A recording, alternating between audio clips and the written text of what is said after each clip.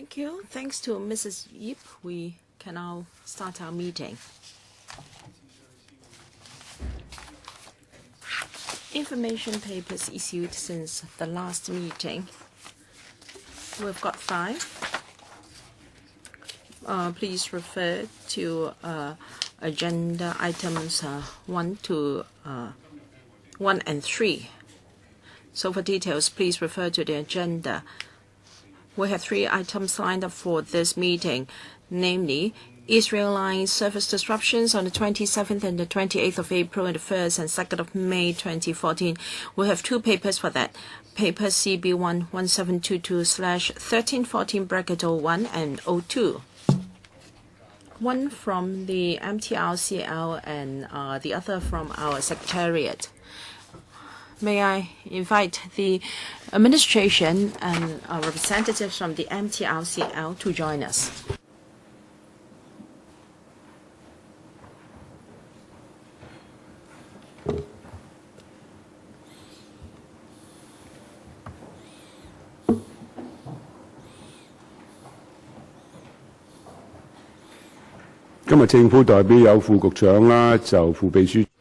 We have the Undersecretary for Transport and Housing, also the Deputy Secretary and the PAS, and with representatives from the Electrical and Mechanical Services Department, and Dr. Jacob Kam, Operations Director, and also Dr. Tony Lee, Chief of Operations Engineering, and Dr. Jeff Leung, Senior Manager External Affairs from MTRCL.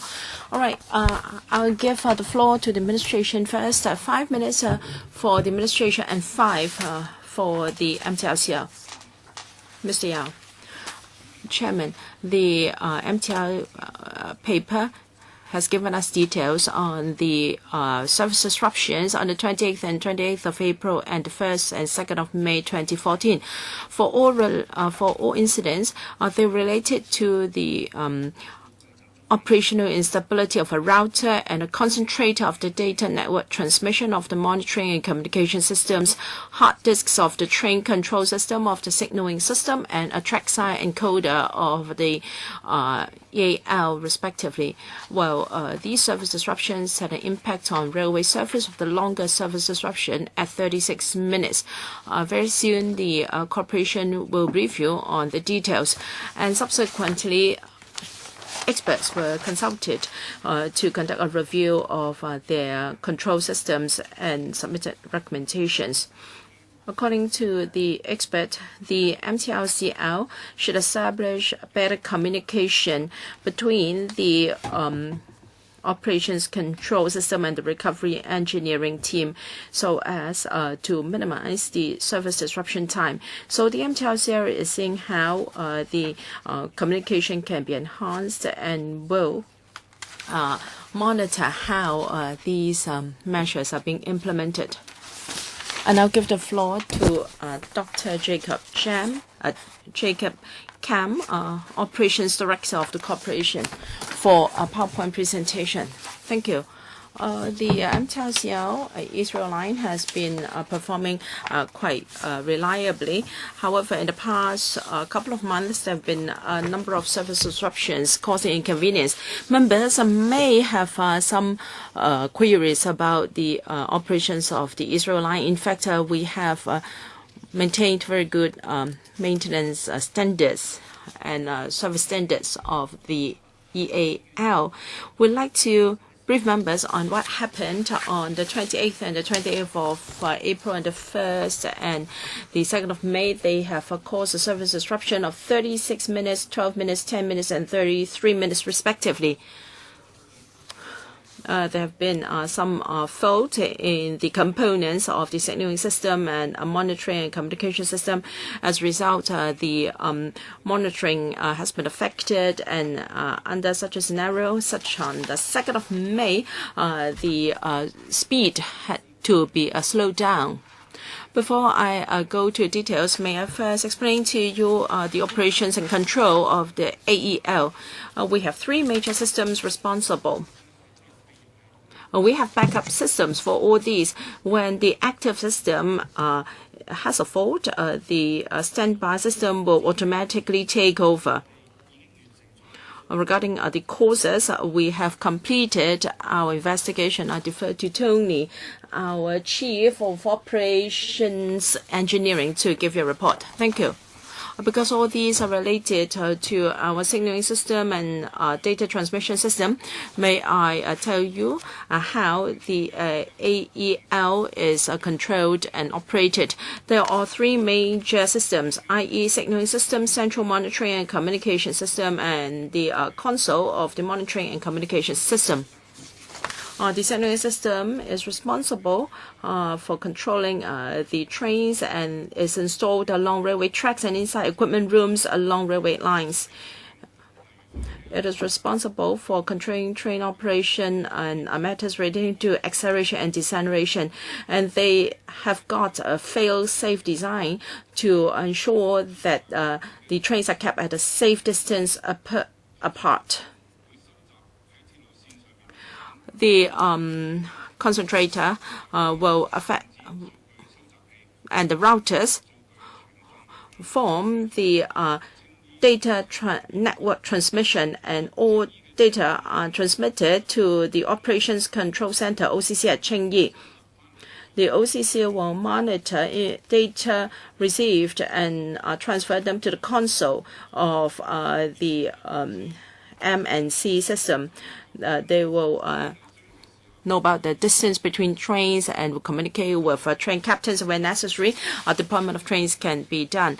Now, I'd like to tell you the findings of investigation and our carry-out work.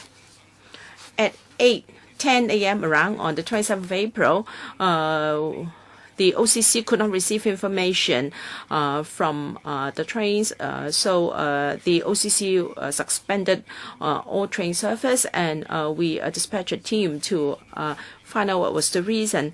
And it usually takes about 10 minutes or so to reboot the computers of the signaling system. However, even though the computers were rebooted, the console could not receive data, and we expected that the disruption time might well exceed 20 minutes, and so the information was relayed to the public. And it was found that an active router was in fault, and after emergency repair, the service resumed at around 8:45. According to our investigation, the active router was unstable, affecting normal data transmission. But because it was just rather unstable and there was no automatic switching over by the standby router, a manual switching was needed. And that night, the rather unstable router was replaced. At around 7:40 a.m. on the next day, for a few minutes, the OCC could not receive data from the AEL. It looked rather similar to the incident on the previous day. So the trains were stopped, and then the computers were reestablished, and data transmission was resumed, and rail service was resumed to normal at 7:58 a.m. Investigation showed that one of the concentrators of the CM and MC located in the recruitment room at East Simsha Station malfunctioned. So the computer was hanged, and then after that was fixed, it was okay. According to our investigation, the two incidents on the two consecutive days were not related. We've asked the supplier of the systems to send in expert, and then we've installed the data analyzers to monitor the stability of the data network transmission. Should there be any instability of the data network transmission, the problem can be detected and fixed as early as possible. And on the 1st of May 2014 at 7:55 p.m., there was a temporary fault of the computer of the train control system. There was automatic taken over by the standby train control system, and service resumed to normal at about 8 p.m. It was found that the computer hard disks were faulty, and then after we've replaced them, service was smooth. And then in the evening, of the 2nd of May, there was a fault on the signaling system of the AL, and the journey time from University Station to Tai Po Market Station was 5 minutes longer than usual. Meanwhile, AEL service was sustained, and when that was replaced, service resumed to normal. So an independent expert was employed to review the train operations and control systems and to make recommendations. The review confirms the results of our own investigation, and the expert points out that the existing AEL train operations and control systems are capable of performing their functions and provide reliable train service. The expert recommends that we enhance communication with the recovery engineering team. May I sum up very quickly? The service disruptions caused no impact on the safety operation of the trains. 個運作良好，減少類似嘅情況發生。我哋明白呢啲事故係會引起大家對東鐵線嘅設備同埋系統嘅狀況提出疑問。我想同各位保證，過去我哋管理東鐵線嘅時間，我哋一直不斷咁投入大量嘅資源。But I like to say that we have already put in a lot of resources in order to update our assets. In fact, on the EAL, from 2008 to this year, we have already increased 100% of our yearly investment into the EAL, and to tie in with the north-south railway corridor, we will update the EAL so that it becomes a modernized system. We will be replacing the signaling system and also the CMC system. We will also enhance the entire EAL and its reliability. There will also be new trains, and also there will be automatic platform doors installed. As a matter of fact, we have already started replacing the signaling system, and according to our and international experience, in terms of such large-scale upscaling work, there may be an impact on existing train service and also the riding environment. Of course, we are going to minimize impact on passengers. Before the replacement work is over, we will continue to plow in vast resources in order to maintain and repair existing systems in order to ensure that they are in the proper condition to serve the public. Thank you. Now it's time for members to ask questions. I read out the names. Wong Kwok Hing, Chen Kam Lam, and Gary Fan. I'll give 5 minutes each. First member, Mr. Wong Kwok Hing, Chairman. In April and May this year, the EAL had 4 incidents, and they all happened in the morning or evening peak hours. These incidents have been serious. The faults had to do with the central nervous system. In other words, that a person, if it is a person, the person has gone crazy. And the faults or downtime has been from 10 to 36 minutes. I can see that you are grinning from the example I'm citing. In other words, a person is crazy. How can you gloss over the incidents, and how can you not put enough emphasis on the incidents? We are talking about routers, concentrators, computer systems, data transmitters. All these belong to the central nervous system of EAL. They are really serious. Yesterday, the CEO of MTRCL said that things have been good. He has only been talking about the good news, and he is only boasting of the performance of the railway systems, but then he should have been more modest. However, since he was not modest, I believe today we really have to criticize the MTRCL seriously, so that the MTRCL will come to understand that actually these incidents are by no means slight incidents. Now that the MTRCL is taking stock of the experience and it is going to install data analyzers, does it mean then that the original electronic system is already aging? This is the first question. The MTRCL has to answer this question.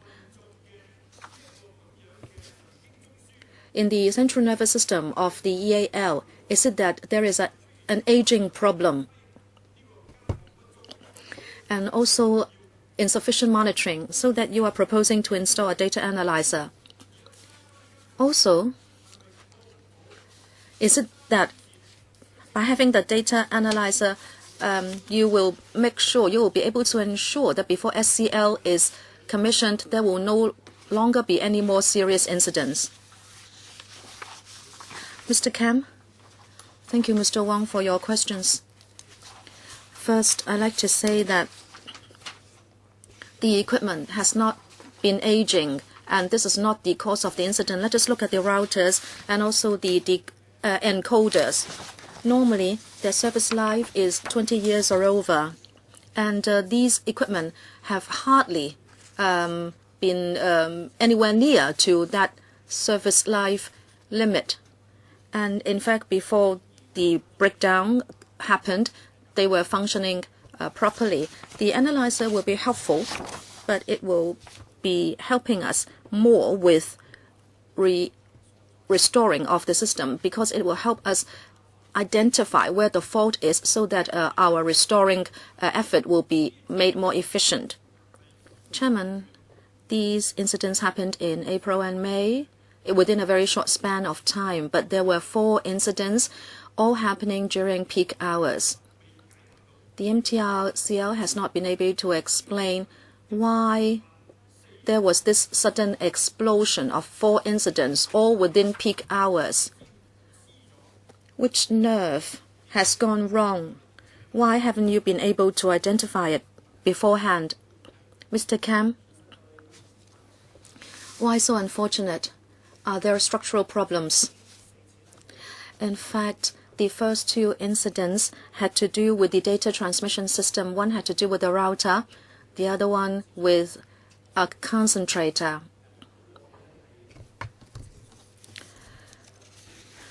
They are electronic systems within any electronic network. But since there is still some time, I'd like him to answer whether there will be a complete examination of the central nervous system of the EAL to try to identify any hidden problems.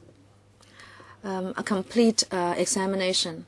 In fact, we have also looked at the data transmission system. The supplier has also spent some time to take an overall look.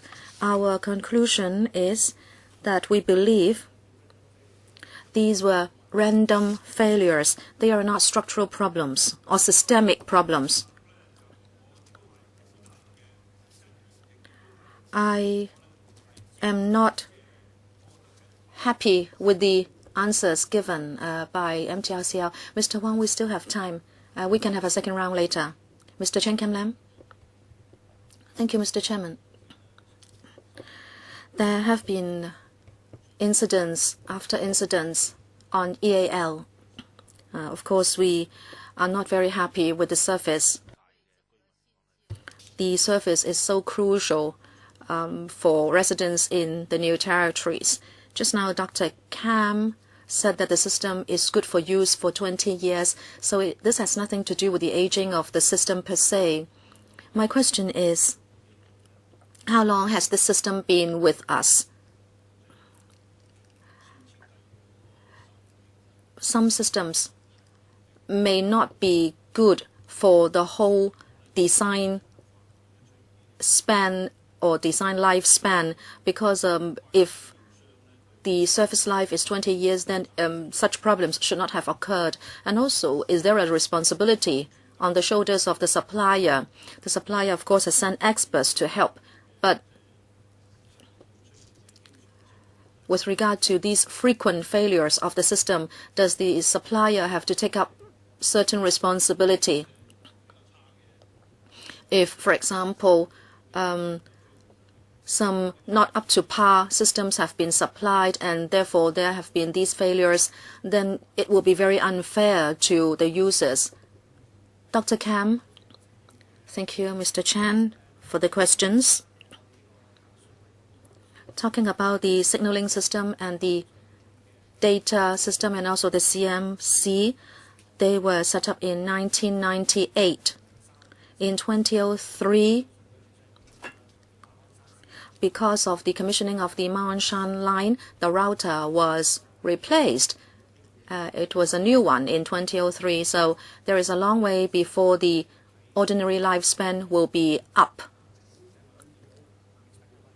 But apart from being aware of the expected lifespan, in terms of maintenance, we also have to look at the conditions of the various pieces of equipment. If we should find that a certain piece of equipment is in a bad condition, we will replace them early than the expected life is over. We cooperate very closely with the supplier. Now, of course, if we think that there is a design problem, then the supplier has to take the responsibility. But if it is just isolated incidents which do not have to do with the system per se, if it is just the failure of a particular piece of equipment, we have to do the maintenance. The router and concentrators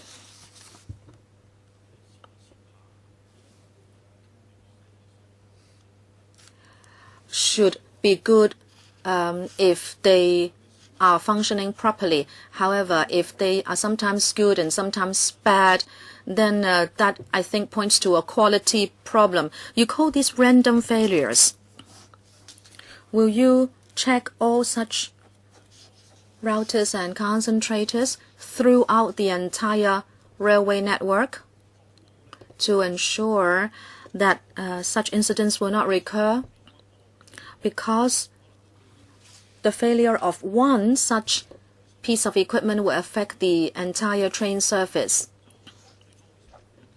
In the past, at the beginning, you did not know what the problem was. You had to examine the system. You had to switch off the concentrator, and so there could be a switching to the standby equipment. And that took a long time. There was a huge impact on passengers.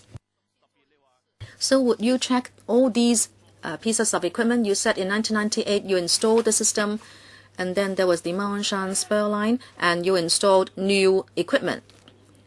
So they should not be failing now if they were installed in 2003.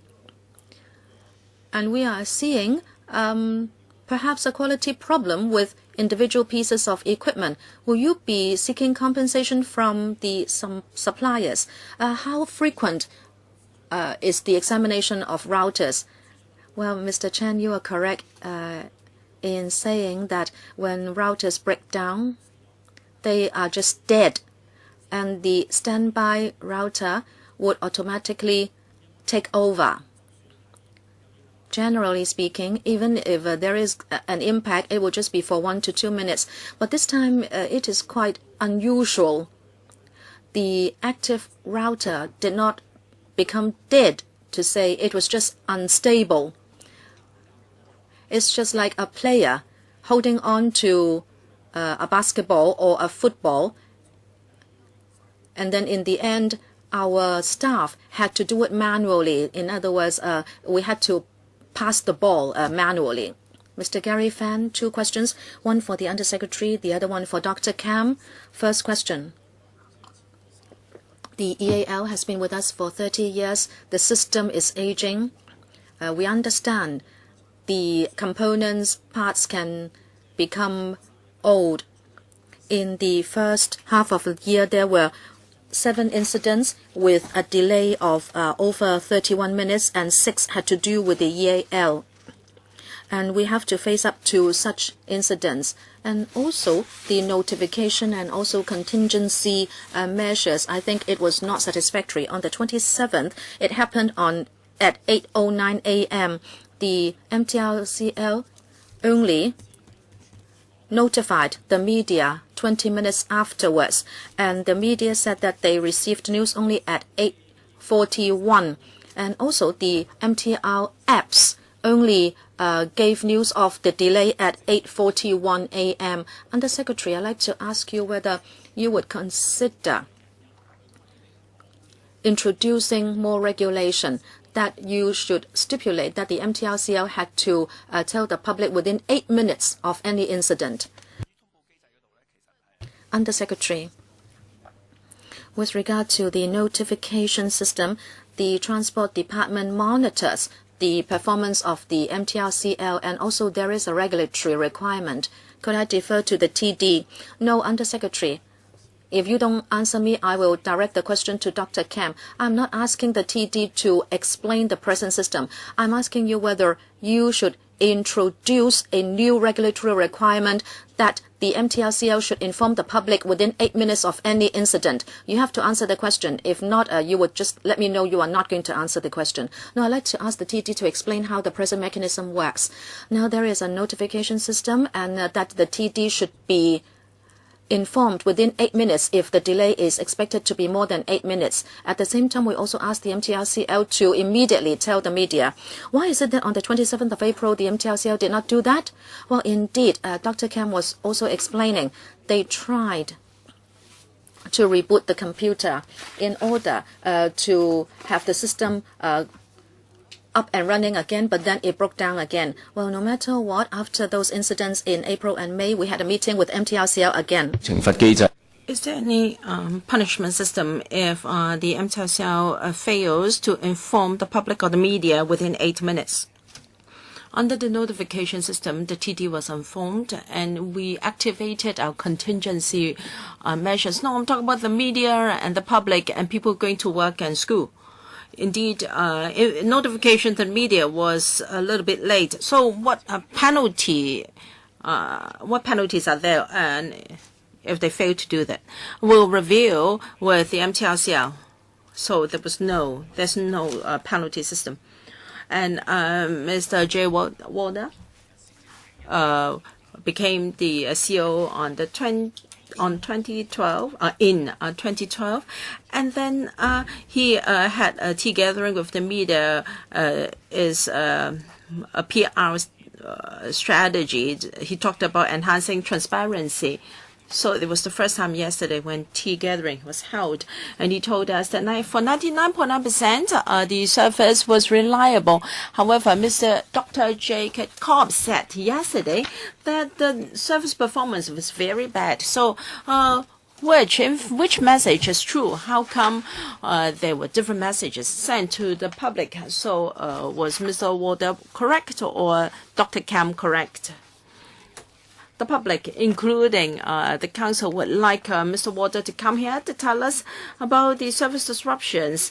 However, he rarely came to the council, and when he's supposed to step down because of the XRL incident, he came out to meet the media. I'd like to know whose words should we take? Right, yesterday, perhaps I did not make myself clear. I said that in the first half of this year, the AEL service performance was bad. And why did I say so? As you said, out of the 7 prolonged service disruptions, 6 related to the AEL. So the performance of AEL was not good. We were able to achieve a reliance rate of 99.9%. I'll not repeat that this is a very high standard in the world. However, the AEL was not performing very well.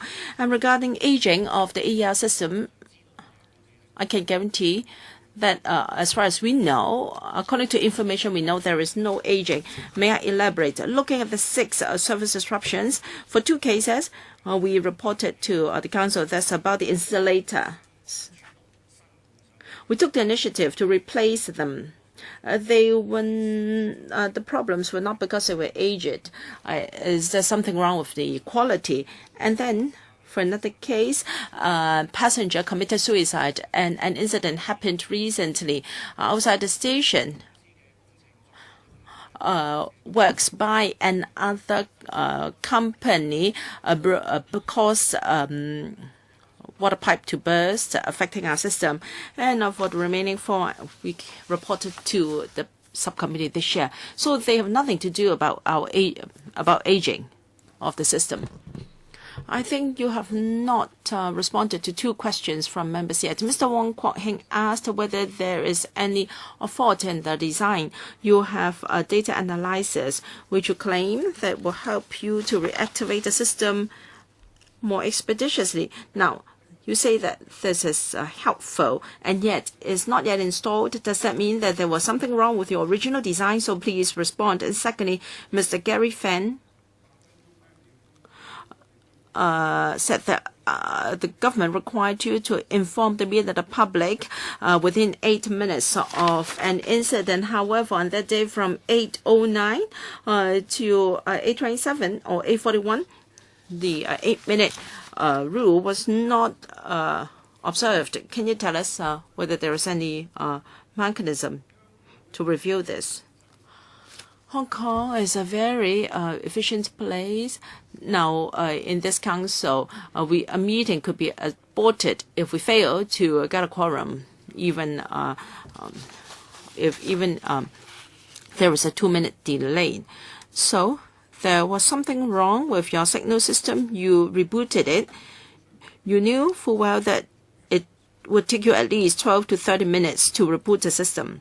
Of course, another option for you is to be idle, and then there will be automatic switching over to the standby router within 2 to 3 minutes. So if you did nothing on that day, you could very soon learn that there was something wrong with your concentrator. So why didn't you take the shorter route? It will only take you 3 minutes. Why did you decide to go by the longer route, 30 minutes? You have to understand that you have the welfare of hundreds of thousands of passengers. Shouldn't a very senior officer be there to make a decision? Was the staff on site inexperienced? Or when the signaling system was not faulty, you check the data system, and there could be a further delay.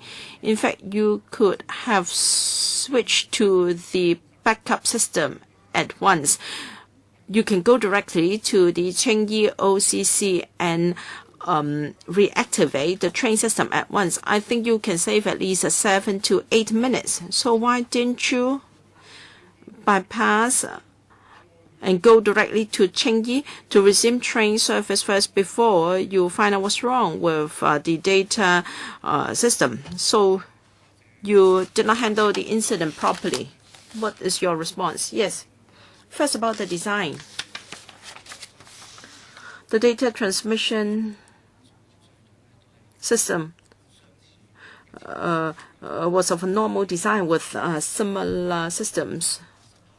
When an active router breaks down, the standby router will automatically take over.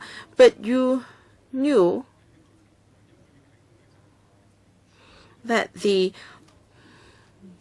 standby router will only be taking over automatically when the active one has completely broken down. But you didn't do that. Yes, because at first we didn't know that.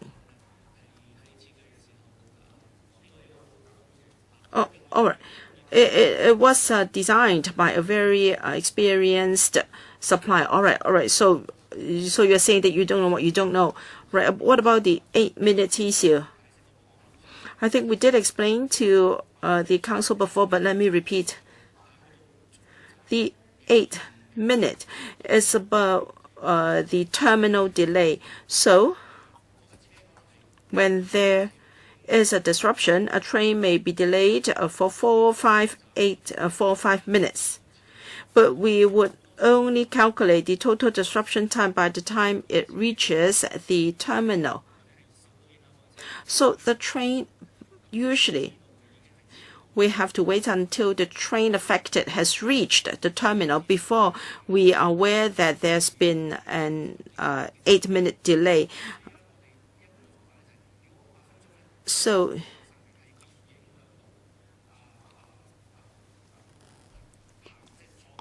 if passengers would be affected, then we'll only notify the public if that 8-minute is exceeded. What about the router?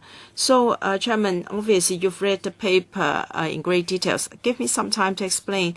I have to do it with the assistance of a diagram. Now, this is in the paper, though not in great details. We have two things. First, a standby system and also a backup system for data transmission. Now, if you don't mind, I use a football match to illustrate what is meant by standby. Well, both the standby system and the active system are in the court.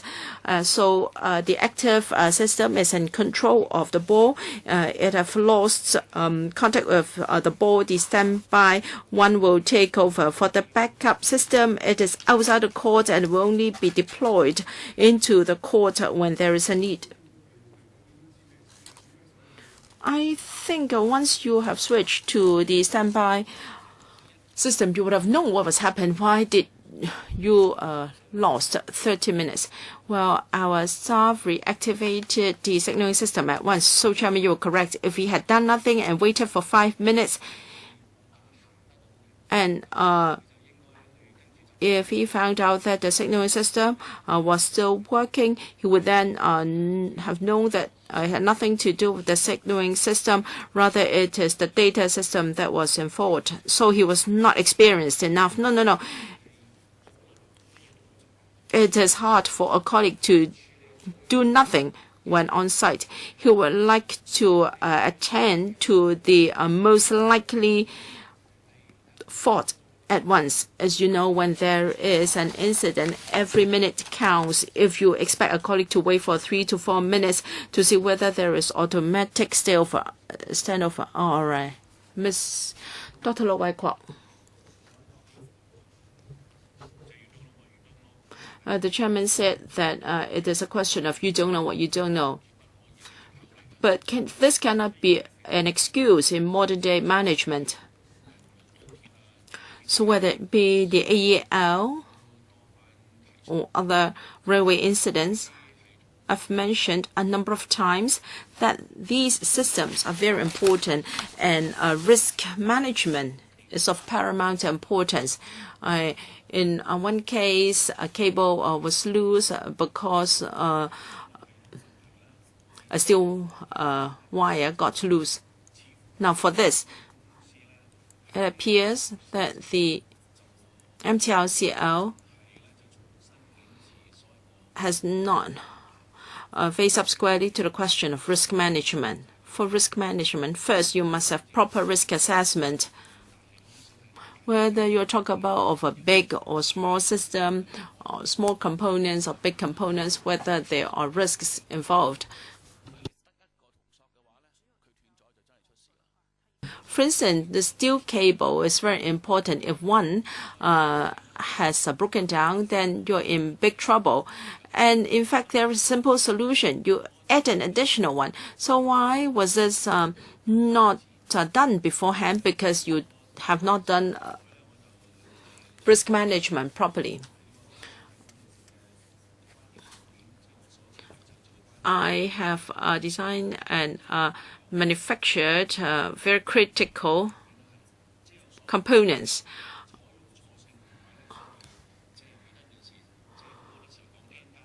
Very often we talk about redundancy and N plus something to offer a certain degree of redundancy. It doesn't mean that we can allow fault to happen, but in case there is a failure, there can be automatic safeguard. For this system, there should be automatic switching over to a standby router, but because the active one was not really completely malfunctioning. Now, it is correct that you have added a data analyzer this time to spot an unstable router. So your solution is correct.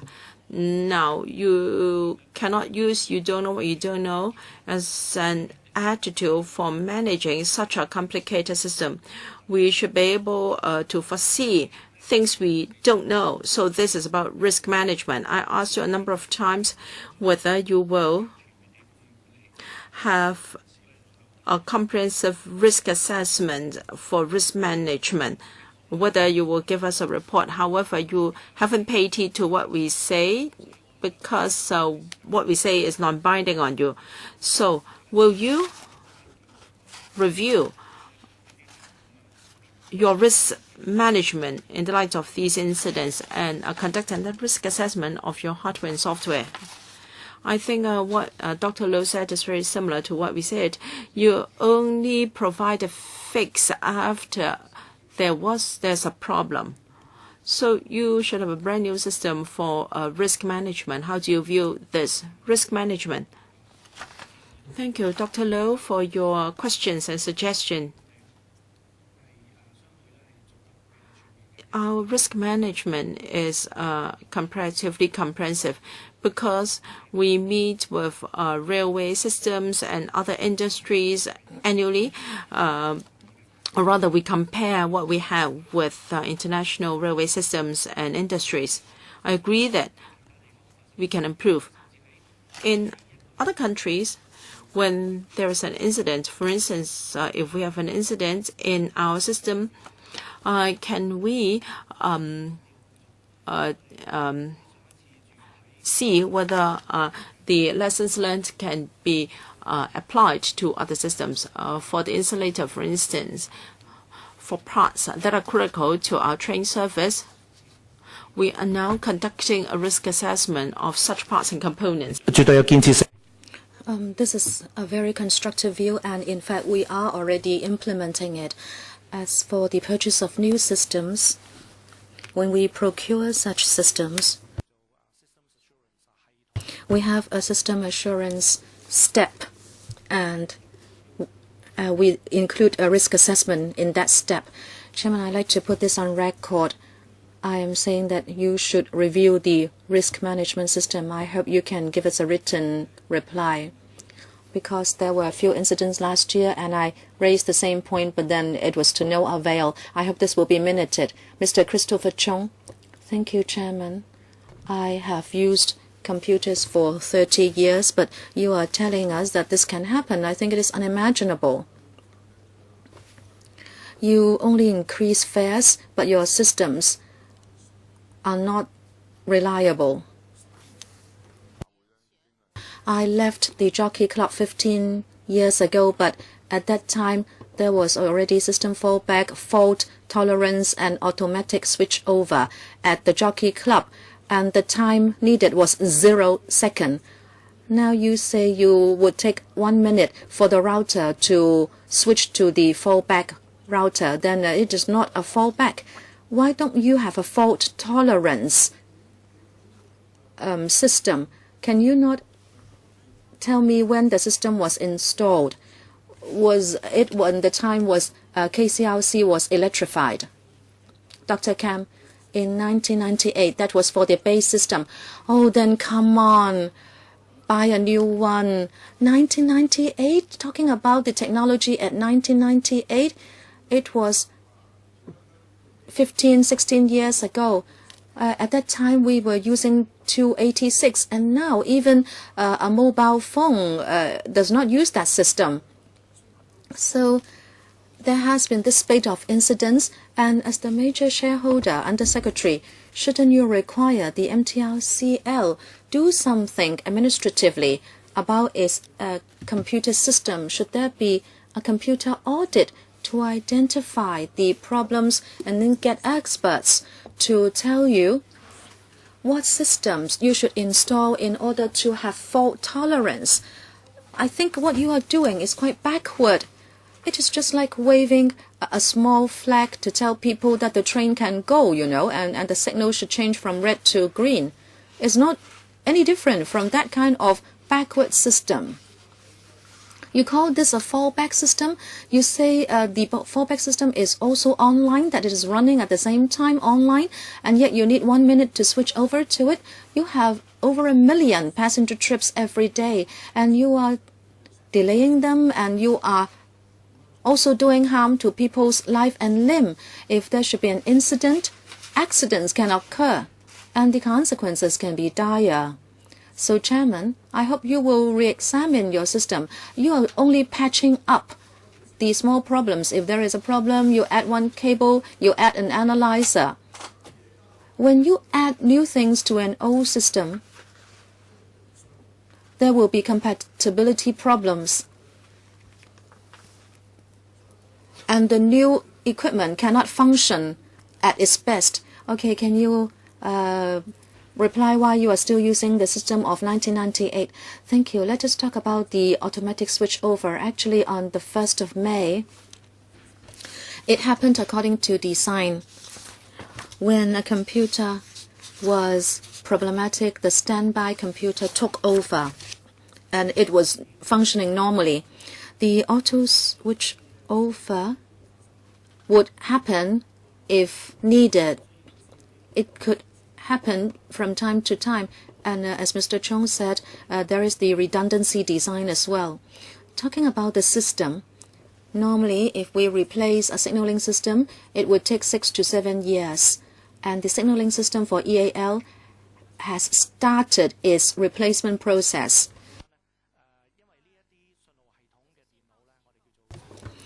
We call these safety critical systems.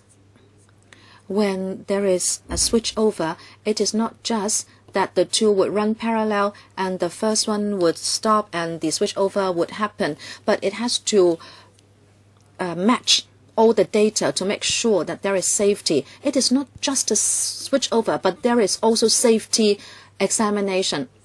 I don't think you can convince us. If you go for duplex, you don't need to match the data. Now you need to match the data and counter-check each other. But if you have a duplex system, there won't be this problem. Okay, let me say more. For safety critical systems, indeed the switchover would take some time, and there may be different scenarios. If there are a lot of data to be matched, the switchover would take longer. So the switchover time could be very short or could be longer than 1 to 2 minutes. Through you, Chairman, can I ask him whether there are systems in the world that there could be 0-second recovery for fault tolerance? Well, if we are talking about safety critical systems, it will take time. If it is just transaction-based systems, that could be quicker. Okay, that's it for the first round. Second round, Wong Kwok-hing and myself. Anyone else in the second round? Lo Wai-kwok and Christopher Chung, 2 minutes each. Wong Kwok-hing. Chairman, 2 short questions, one for the MTRCL. Dr. Kam said that the signaling system of the EAL is being replaced. When will it be completed? Second question for Undersecretary. Do you have electronic engineers who are experts and who can supervise the MTRCL computer system? MTR? Thank you for the question. The replacement system is done in parallel with the SCL. Now, of course, SCL is a north-south line, and it will be completed a few years later, but the signaling system should be operational 1 or 2 years before the north-south corridor is commissioned. Undersecretary, anything that has to do with safety will be looked after by the EMSD. Do you have electronic engineers in the administration? The EMSD? Thank you, Chairman. Thank you for the question. At the EMSD, in our railway branch, we have electronic engineers. When they submit the design, we will vet it, and also when there are tests, we take part in the test to make sure it is safe, and that also if there should be a failure, there will be a process to resume service. Yes, the answer is yes. We have electronic engineers. I'd like to ask a simple question here. Today, we heard a lot of things that have to do with we don't know what we don't know. Dr. Kam, when there was MTRCL and then the KCLC, Dr. Kam, you only were responsible for the urban lines and also the airport line. Well, very often, it had to run in tunnels, and the system would be different from suburban lines, but now everything is on your shoulders. It's like a fire station manager and you are busy putting out fires every day and you have no time to think about preventive work. In Hong Kong, the level of service we need will be determined by the prevention of delays. You would have to have time to look at different specifications. As you know, doctors also have to do continuous professional development. You have so many systems now and there are new developments throughout the world, yet you have to be responsible for operation as well as investment. However, the system in Hong Kong must not fail. You know, in other places, if the delay is for 10 minutes, nobody would cry foul. But Hong Kong people would rise in arms if the delay is for 3 minutes. But now there is only one operations director. How can you have time to look forward as to how developments should take place? So perhaps within your company, the airport, urban and suburban lines should be separated into 2 divisions at least, so the directors can have a comprehensive management of the systems and also to look after system improvement. What is your view? Well, I'm here to represent my company. I'd like to tell you how we learn from international experience. And the long-term development of the system does not rest with me. We have a whole team. And every year, we compare ourselves with the 30 most successful railway systems in the world. I always tell my staff that don't be complacent even if we always come in the first few positions, but we should learn from other railways as to their best practices and also the problems they have experienced, because we also would have our eyes set on the way forward. But thank you, Chairman, for your advice. Dr. Low Wai Kwok. Chairman, the media were very concerned about the quality of the insulators. It was a basic component, but yet it went wrong. And there was another incident recently that there was the bursting of a water main, and again the insulator cables were affected, and again there was a failure.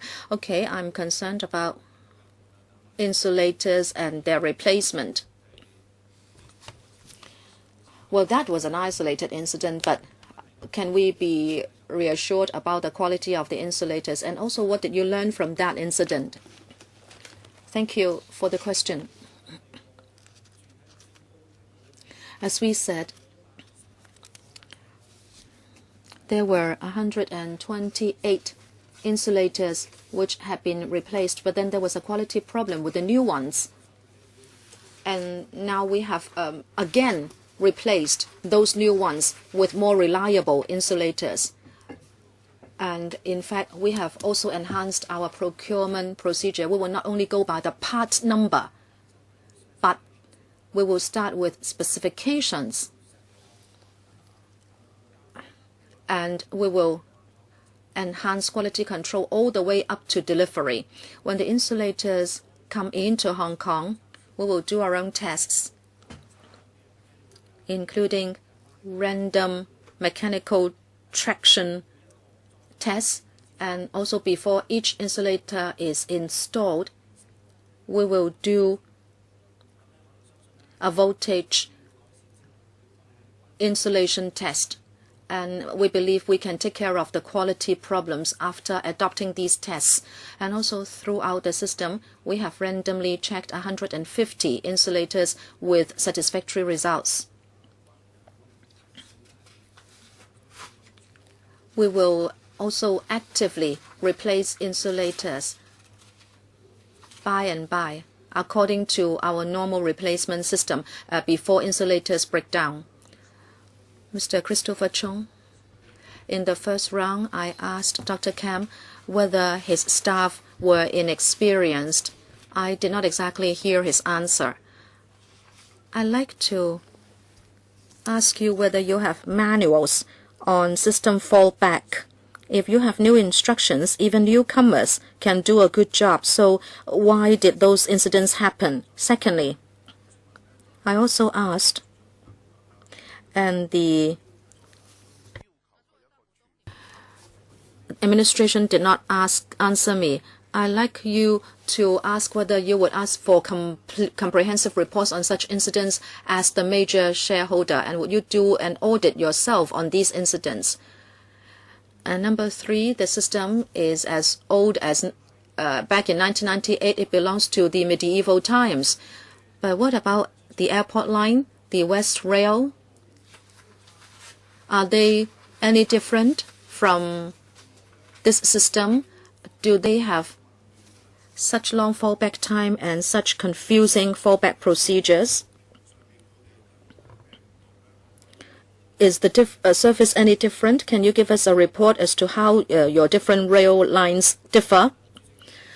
Chairman, Dr. Kam, yes. Our staff definitely have had enough training. We have procedures there for people to follow. The chairman raised a very good point, and that is about judgment at the point. Now, if the colleague decided to do nothing and wait for 5 minutes instead, and if it's found out that the computer was okay, then there's something wrong with your procedure.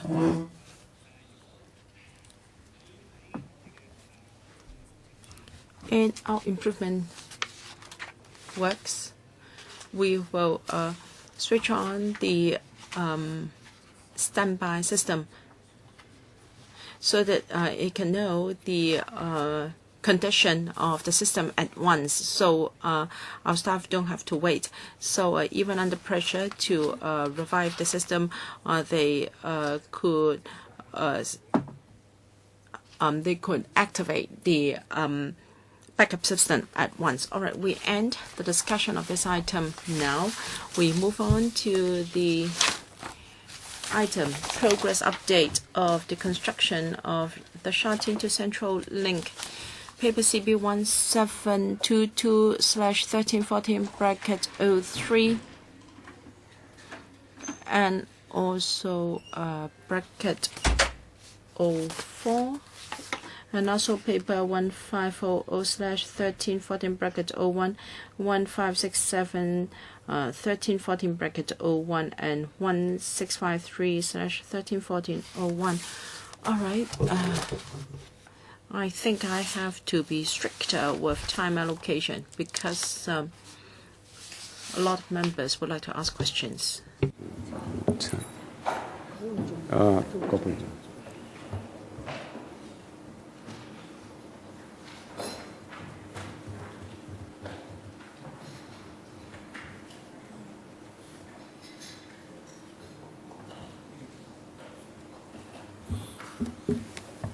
From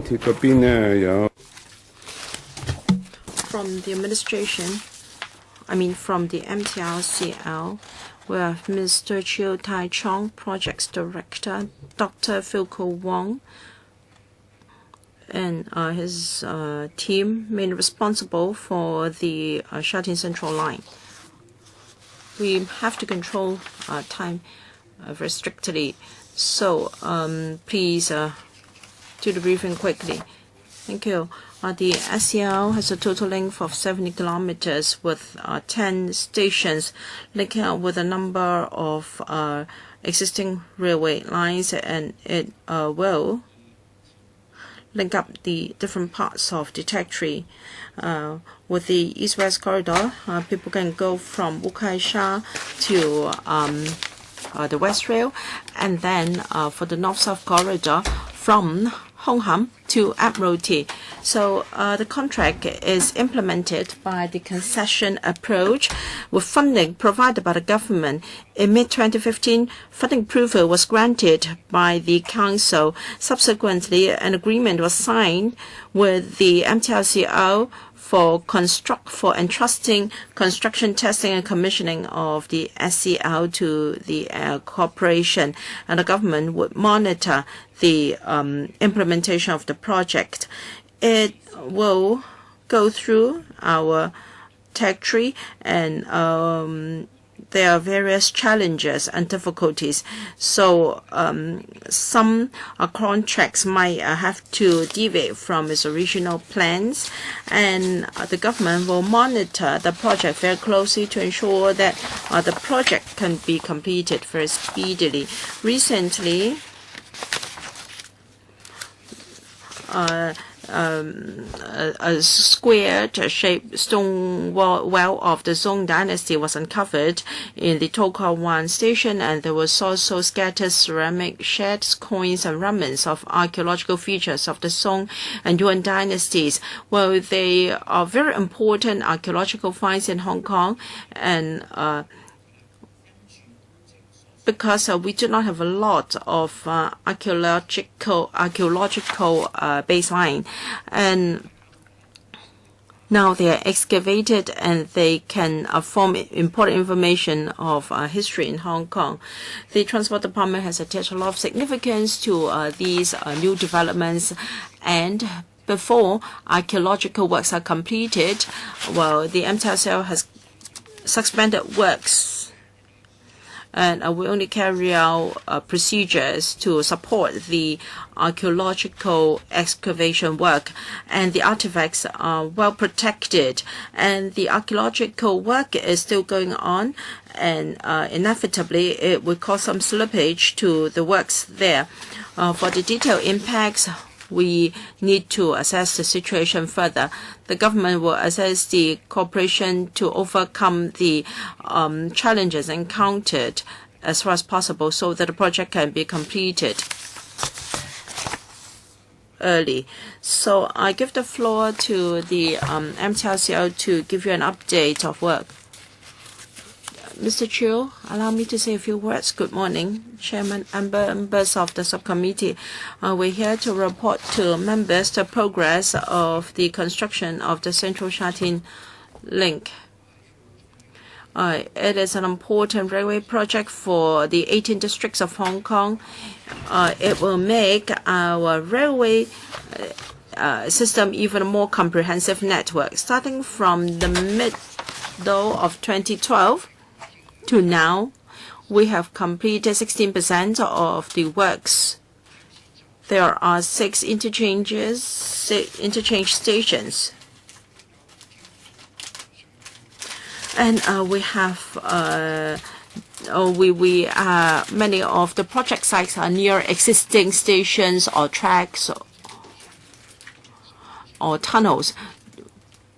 We don't want to disrupt existing surface, so much works have to be carried out after train service stop at night. So we will overcome all difficulties. We hope that commissioning can be as soon as possible to serve the public.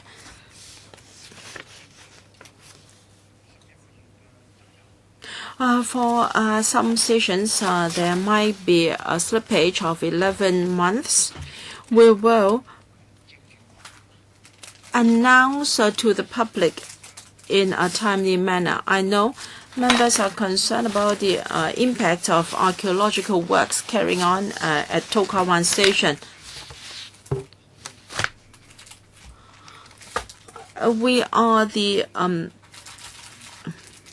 agent for construction of the SCL, so we do have the responsibility to complete the project. However, I have to stress that we have not overlooked the importance of archaeological works. We will comply with all the archaeological legislation.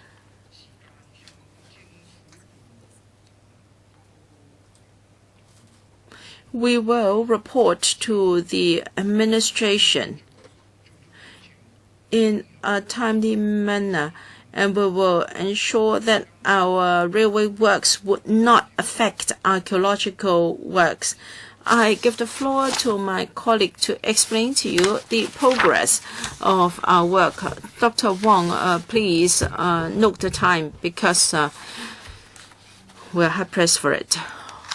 Here's a recap. Slide number 1. Well, There is the northwest and north-south and east-west corridors. East-west from Chi-wai to the West Rail, and the north-south corridor from Hong Kong across the harbor to Admiralty. I will have to go through Wan Chai North Station as well. Progress of works. All right, please skip this one. All right, works progress starting from the north. The first new station is Hin King Station. Well, please note the highest point. You can see Hin King Station.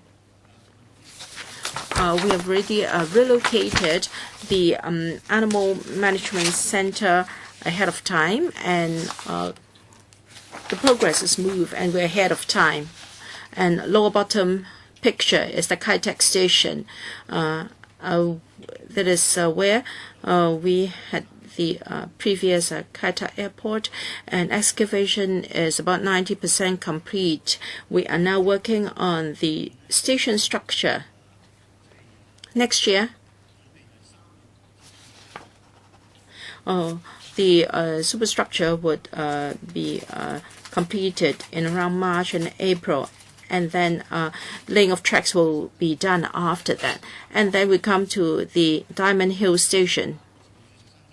This is the existing Diamond Hill Station. Next to it, where we have the ex-Daiham village. We are going to build another station. We are now working on the diaphragm wall.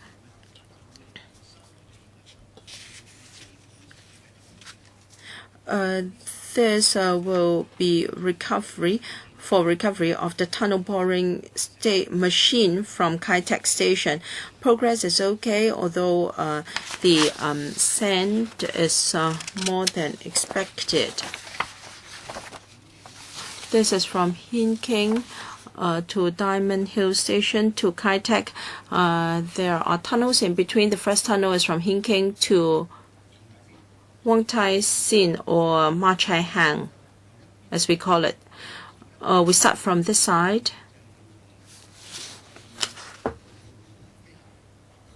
Mechanical excavation is needed. When we come to rock structures, blasting will be needed. The soil condition here is rather complicated, so works have been slower than expected. Now, we've added noise barriers at Hin King so we can work around the clock, hoping to catch up with the original program.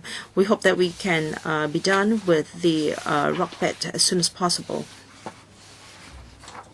Well, this tunnel is 2.4 kilometers long, and for the remaining tunnels, we employ the TBM tunnel boring machine. In phase 1, we have got 4 TBM.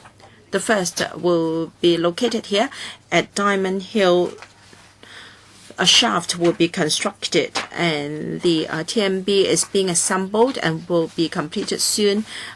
In July, the TBM would start to operate to move towards Wong Tai Sin. Dr. Wong, you have yet to reach the archaeological finds. I can give you a couple of more minutes. Yes, the second tunnel will start from Kai-Tak Station, moving towards Diamond Hill and Wong Tai Sin. Next, this is the archaeological finds. This is To Kwa Wan Station. So this is where To Kwa Wan Station is. According to the EIA, we have to carry out an archaeological survey come excavation. It started in 2003 and was completed at the end of last year. We've also covered areas not included in the EIA. Well, we started to add pillars and also retaining walls. And in September last year, when we're doing the advanced works, we found some coins, and we reported the situation to the AMO, which required us to extend the field areas of archaeological works to our shaft. We need a shaft at this station. And this year, we found that well and also water channel.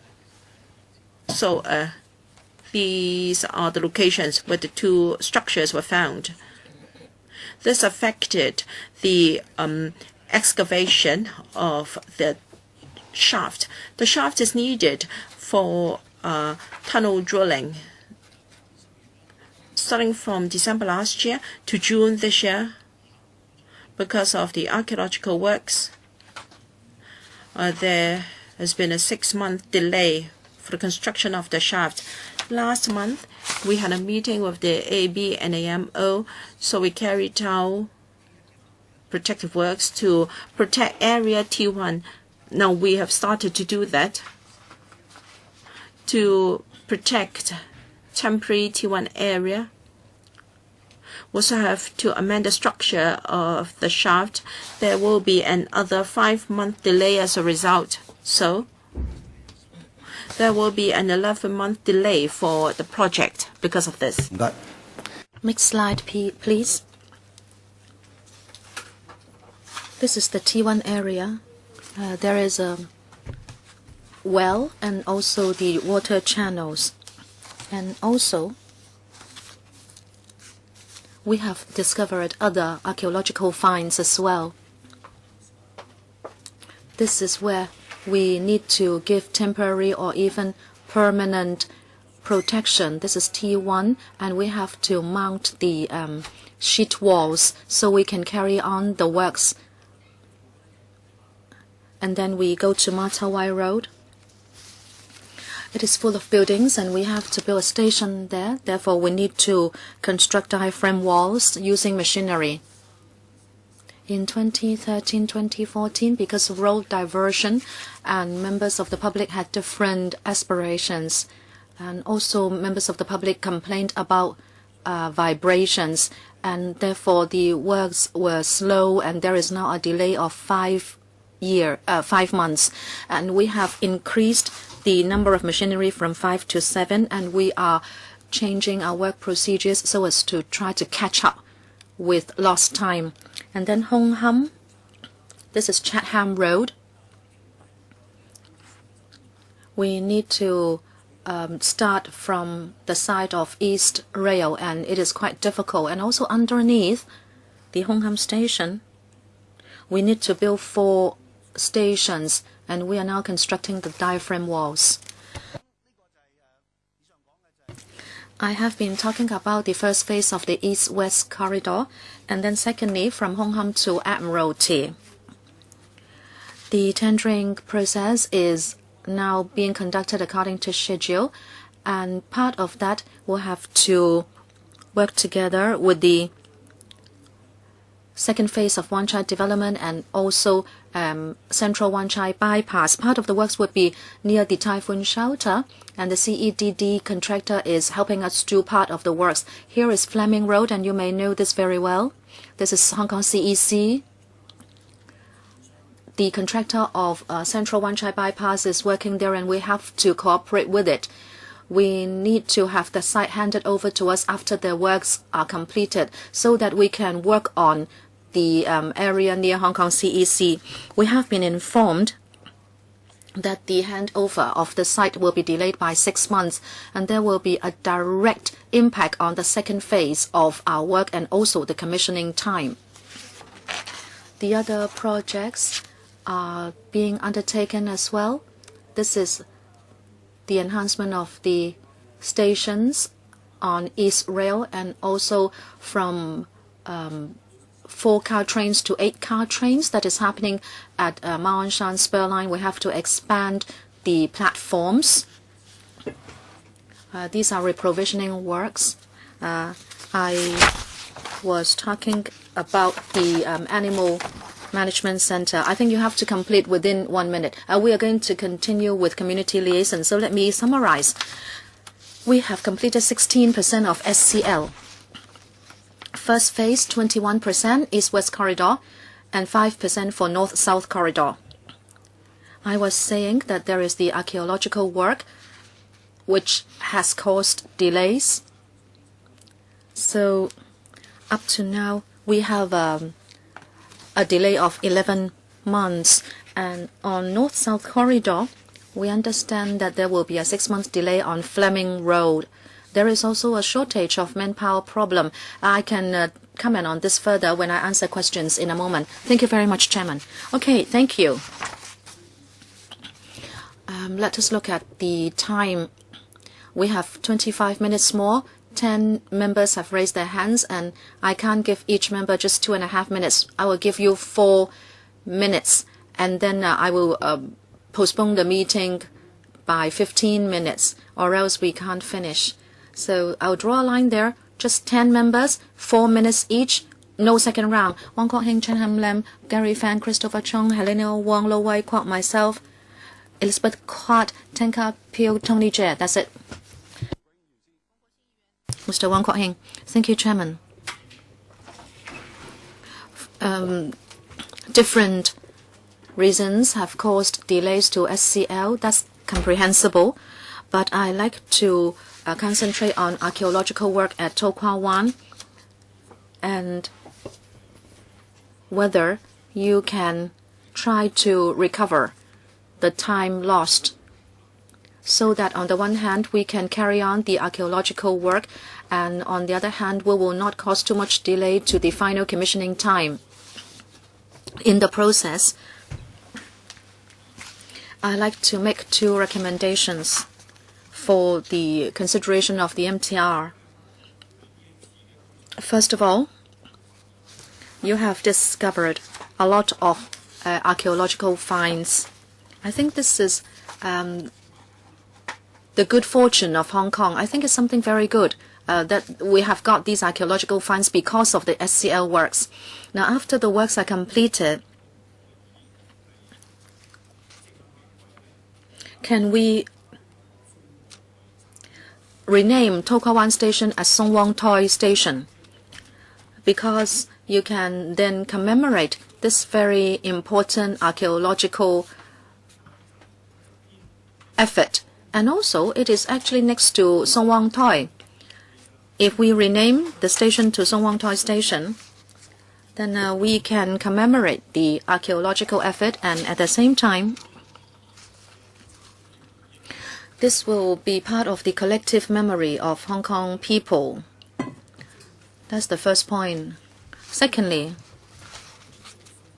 can the MTR and Hong Kong government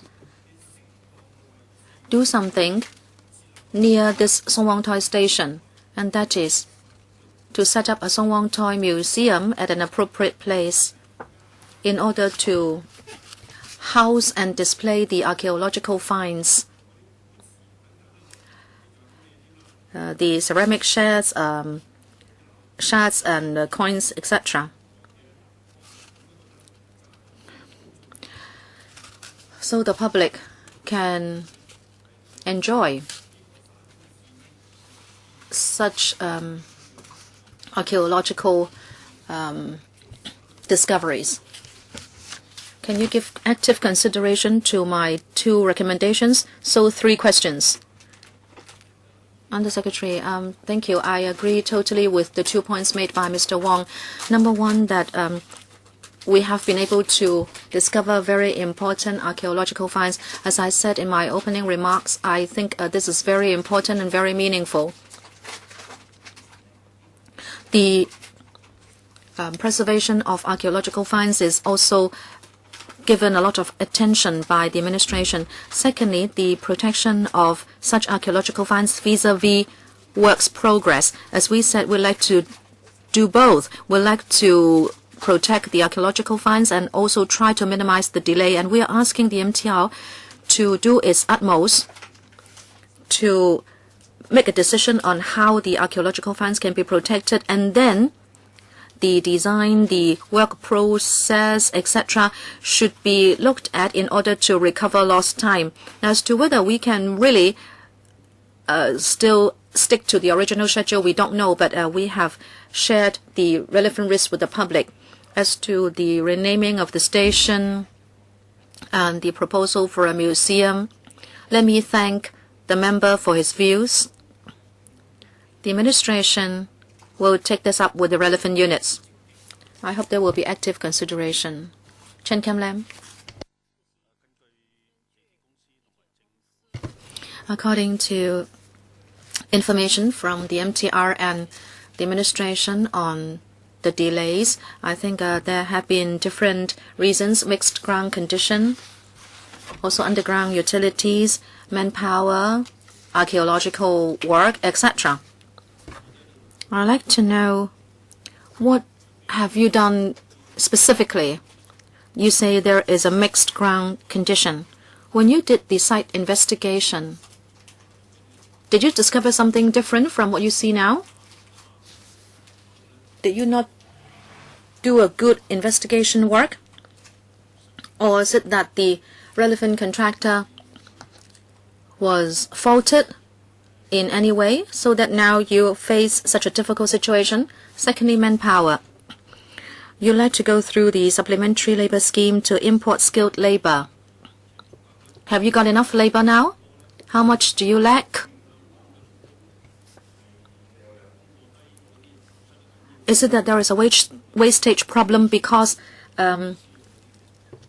the wages are too low for the relevant people in Hong Kong? And as for the archaeological work, I'd like to ask the administration whether you have made a decision, because we haven't heard the AMO require in situ preservation, and whether the MTR would be doing anything to comply with that requirement. These are all the causes for delay. And last but not least, the station at CEC. You are only tendering for it.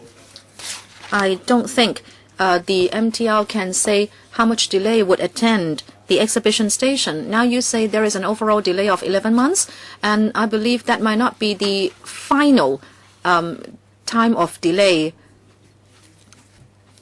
Could I ask the MTR to first answer questions on manpower and site investigation, and then the AMO can talk about preservation of archaeological finds?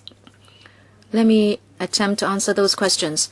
On site investigation, from Hin Kang to Ma Chai Hang, there is a tunnel of 2.4 kilometers, and it is right under Lion Rock. We did our best to do site investigation.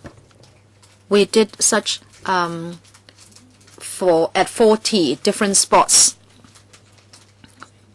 But certainly, we cannot do site investigations throughout the 2.4 kilometer tunnel. But in terms of progress, we also did risk assessment. We knew that something could happen, and that is why I said, once we knew that there was slippage, we immediately mounted a noise barrier so we could work throughout the clock in order to recover the delayed time. And also in Ma Chai Hang, we are doing blasting. And maybe at Hin Kang, we're going to do blasting as well, so as to recover the time. And then as for manpower shortage, tunneling is tunneling. And in Hong Kong, there is a severe shortage of tunnel workers.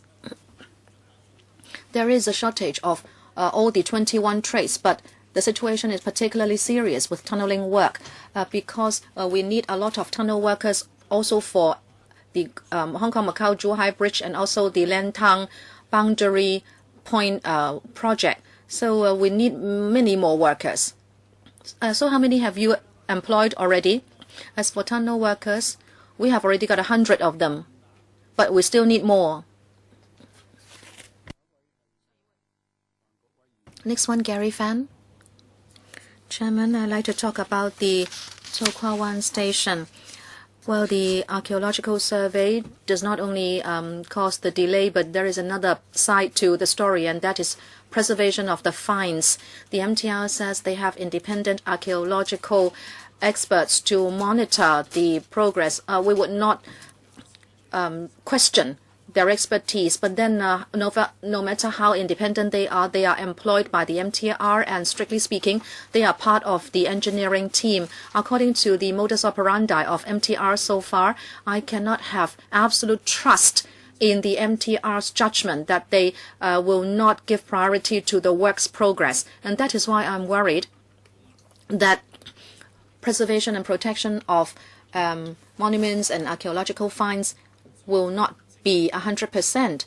Because actually they belong to all Hong Kong people. I'm asking the administration whether they will consider engaging overseas experts and really independent experts in order to set up a team to monitor the situation to make sure that the SCL will not do any damage to the Sacred Hill site.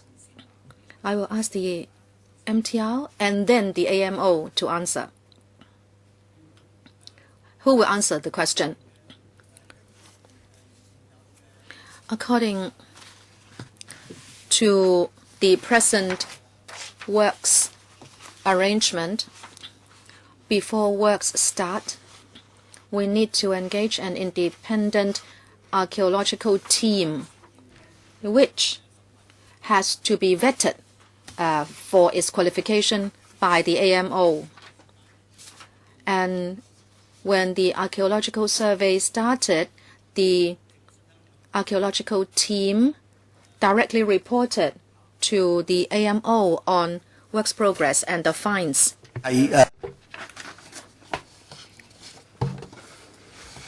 So they made reports at different times, and the reports are directly submitted to the AMO for approval. We're only responsible for works on the archaeological site. The vetting and archaeological finds and reports are directly submitted by the archaeological team to the AMO, and they have their own liaison. AMO, Ms. Yao. Thank you.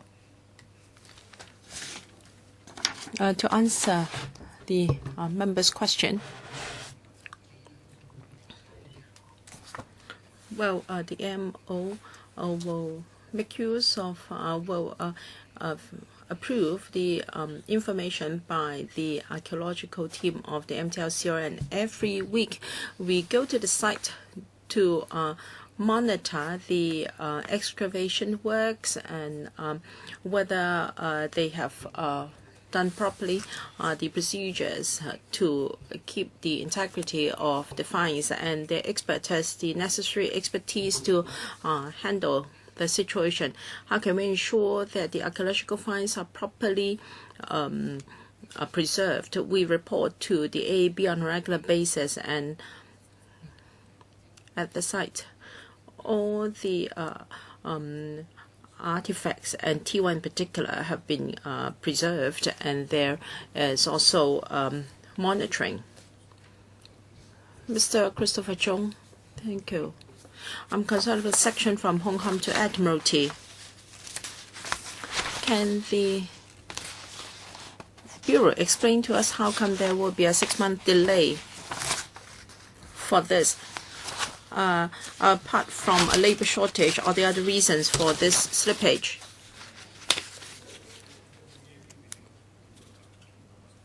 Yes, is it something to do with the Admiralty station, or whether the situation at To Kwa Wan will affect your works at Causeway Bay Typhoon Shelter? Because the works have caused a lot of disruption to the users. At first, the works area is for the Central Wan Chai bypass. Now you take on your works to this side, and there has been a delay of 4 to 5 years. MCLCL and then our Highways Department. Dr. Wong. As pointed out in the paper, for the north-south corridor, there is a delay of 6 months. Because at Exhibition Station, we have to time with the works of the Central Wan-Chai bypass. We have to wait for the works to complete for the site to be handed to us before we can start our own works. We've been informed by the CNED that there will be a 6-month delay for handing over the site to us. So that will directly affect our works of the north-south corridor of the SCL. As regards the Causeway Bay Typhoon Shelter, it is phase 3 of the Central Wan-Chai bypass. They are working on a tunnel there. Part of our tunnel will be on top of their tunnel. So 2 years ago, we started our discussion asking them to do the protection works first.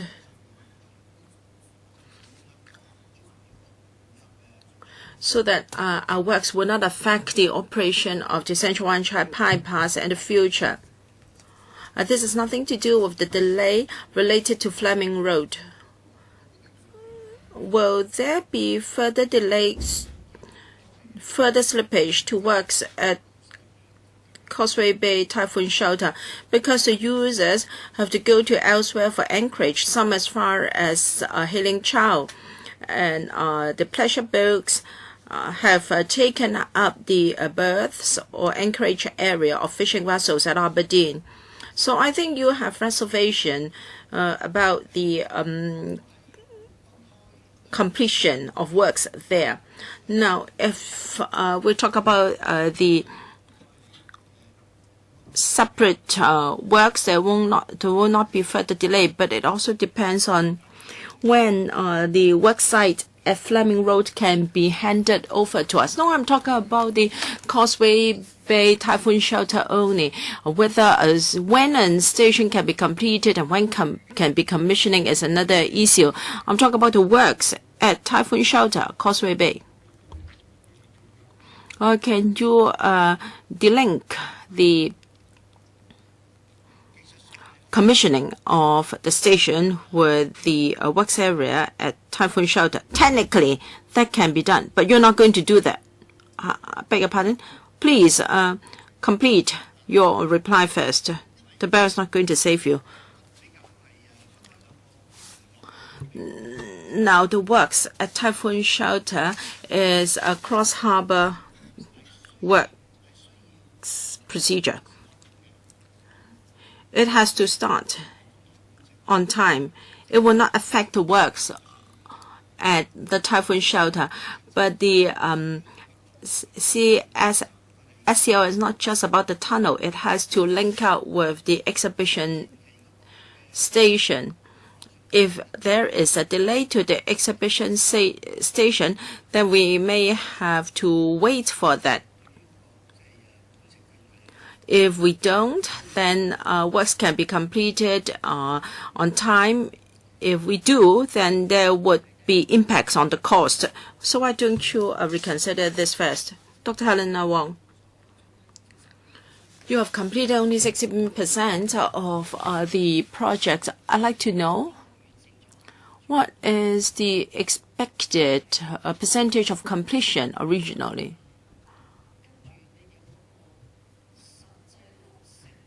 Do you have an exact commissioning timetable? Do you have any target? At first you said from Taiwan to Hong Kong it will be December 2018 and to Admiralty 2020. You told us that there would be a slippage of 11 months. Can you tell us the expected commissioning dates for the two sections?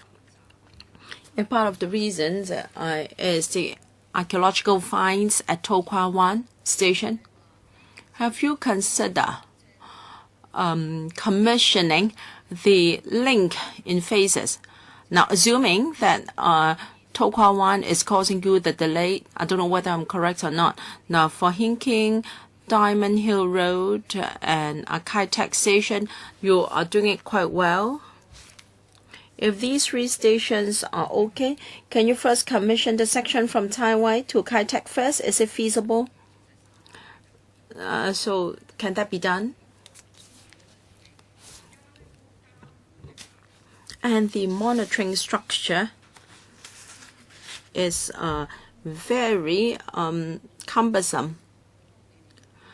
THB relies on the Highways Department to give it monthly briefings, and the Highways Department has employed PY, Poon, KD, and Associates Limited to monitor the works. And then the MTRCL has also commissioned an archaeological expert. And then, of course, there is the AMO and AAB. As Mr. Yao said, we like to protect the archaeological discoveries of Song Dynasty in situ. That's the best. And Kai Fong would like you to catch up with the program. So can you have a balanced solution where the archaeological finds can be preserved, not at the expense of the commissioning dates? And I'd like to know whose decision it is, which level will decide that the archaeological finds will be preserved in situ. Who has the final say? The Secretary for Transport and Housing, or the MTLCL, or the AAB? Who or which structure has the final say?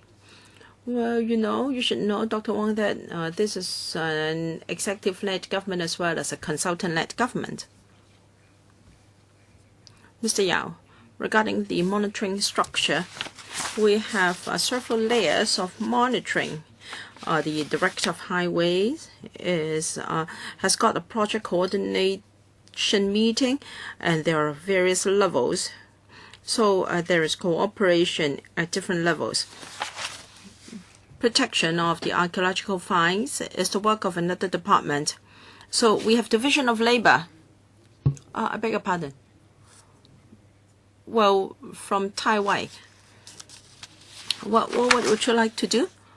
Can there be commissioning from Chi-wai to Kai-Tech first? Can commissioning be done in phases? We don't have too much time left. The SC Link is an integral network. We will review in detail the feasibility and how it is going to affect our timetable. So there is the proposal of phased commissioning. Please think about it. Some of my questions have not been answered. Can the Highways Department tell us? Now, the PY, Poon, KD, and Associates Limited are responsible for monitoring the proposed mitigation measures. Can you give us a report? Yes, we can give you a paper to explain.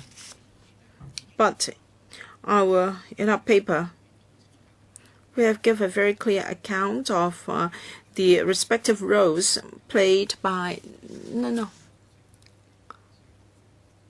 Dr. Hong, can you ask them for supplementary information? No, we're supposed to have transparency in the monitoring mechanism since the Highways Department has spent public money to employ PY, Poon, KD, and Associates Limited. It is supposed to submit regular audit reports to the department, and the reports should be submitted to the subcommittee as well. Dr. Low, at the last subcommittee meeting, I asked this question. There are major projects being done by the MTLCL, and I asked for the total labor required, and Mr. Chiu said 18,000, and they were 4,000 short. And we're told that for tunnel boring, they have got 100 workers, and they have to employ more. There is no need to evade the question. Please tell us, how many workers are you short for SCL? Excavation works might have caused you part of the delay, and we all know in the industry that labor shortage is a major problem. There is no need for you to avoid the question. And towards the end of the PowerPoint presentation, it is said that there is a shortage of manpower in the construction industry, but there is no hard data. Please tell us the exact figures. And it's also mentioned in the paper that the administration has already realigned the realigned a carriageway outline so that it can avoid the archaeological finds. I'd like to know whether SEL will have to be realigned in order to avoid the site, because you still have archaeological works going on.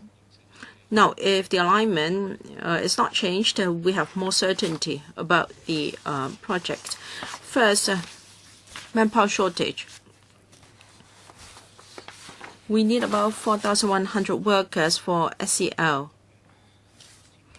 We have only about 3,200 working on site, so we're about 5,000 workers short. Our peak will be in the third quarter of next year. By then, we need about 8,000 workers. Look at the current trend. We might have a 20% shortfall in manpower.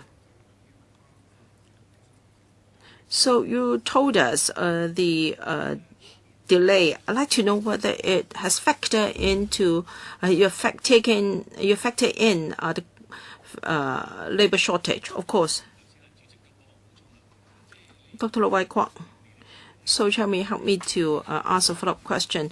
By the third quarter of next year, you will need 8,000 workers, and there is a shortfall of 20,000 workers, 20%. I'd like to know if it reached 25%, there will be a further delay. Yes, there will be further delay.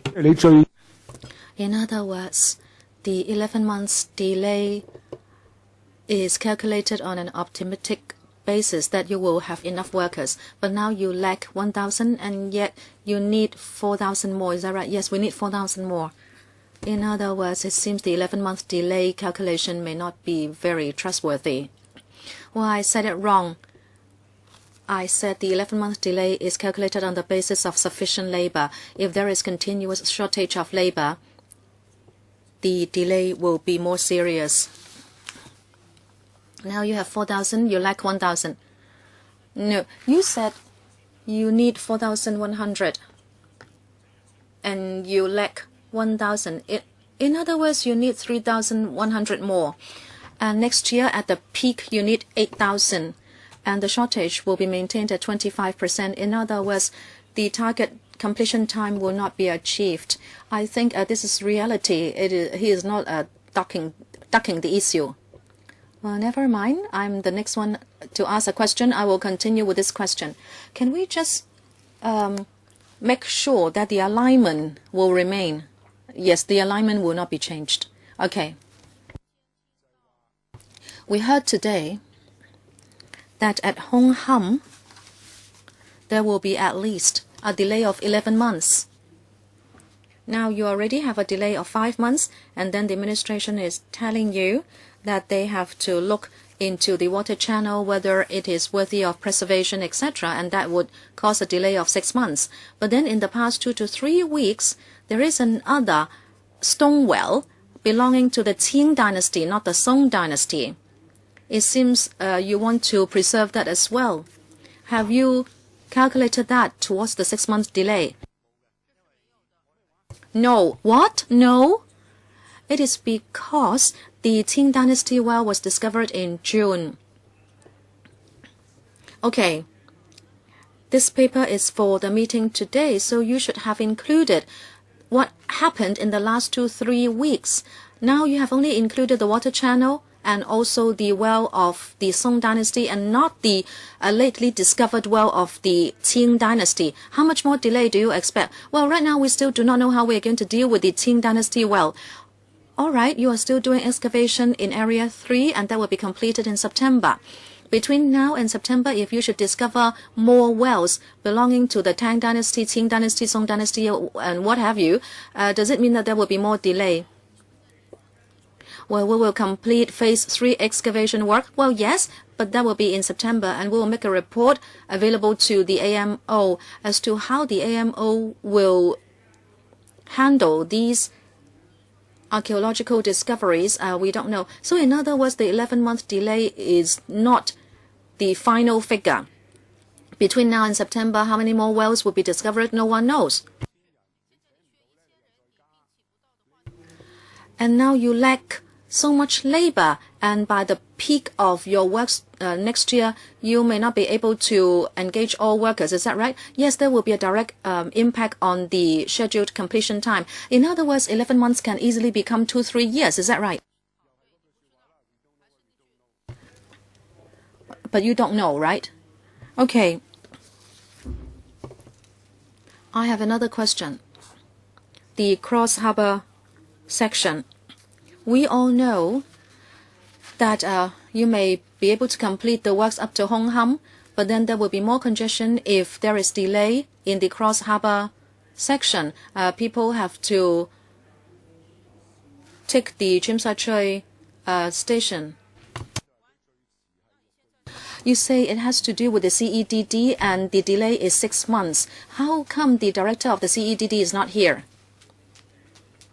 Chairman, I think you asked a specific question. Let me answer the question first.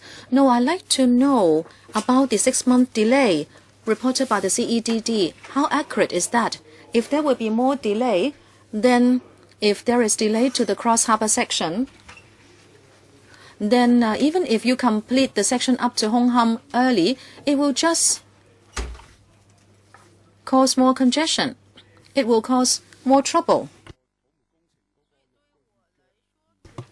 So is it that the 6-month delay is final? Can someone comment? Can I ask the Highways Department to take the question? Chairman, with regard to Wan Chai development second phase and also reclamation on Exhibition Road, now that will be handed over to the MTR. We have been coordinating with them. There will be a reclamation on Expo Drive.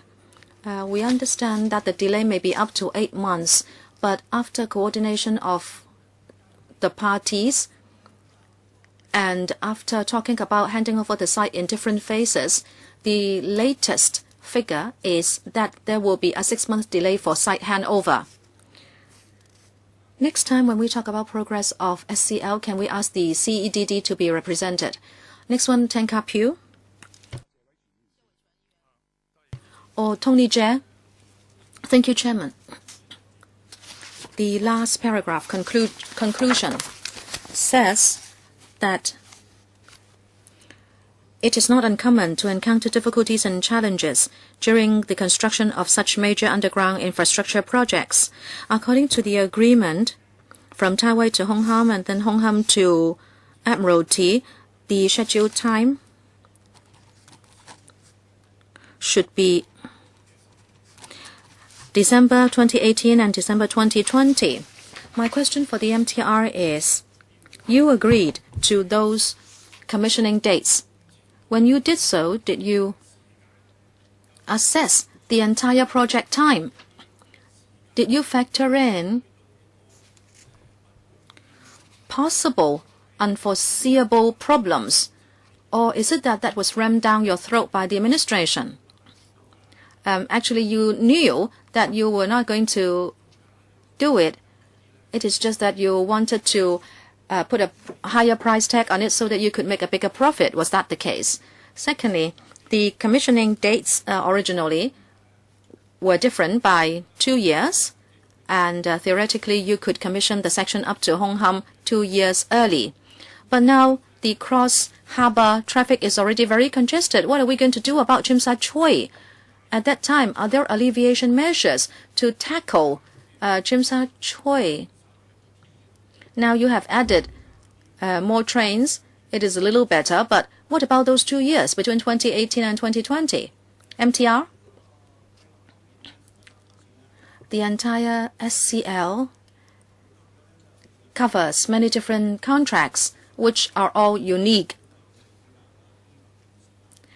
Sometimes the contract time does include a clause for extension to take care of unforeseeable problems. How much usually? How much leeway is allowed in the contracts? If they are about critical works, then the time would already be tight, and it will not be a lot of leeway. But if we can have alternative methods for certain contracts, like what the Undersecretary said, the 11 months is actually not delay. We have encountered problems, and we are going to try to switch work processes, and maybe we can design the works differently together with the contractors so that we can try to recover the time. In other words, Chairman, the timetable is already quite tight. Is that right? I heard that as an explanation.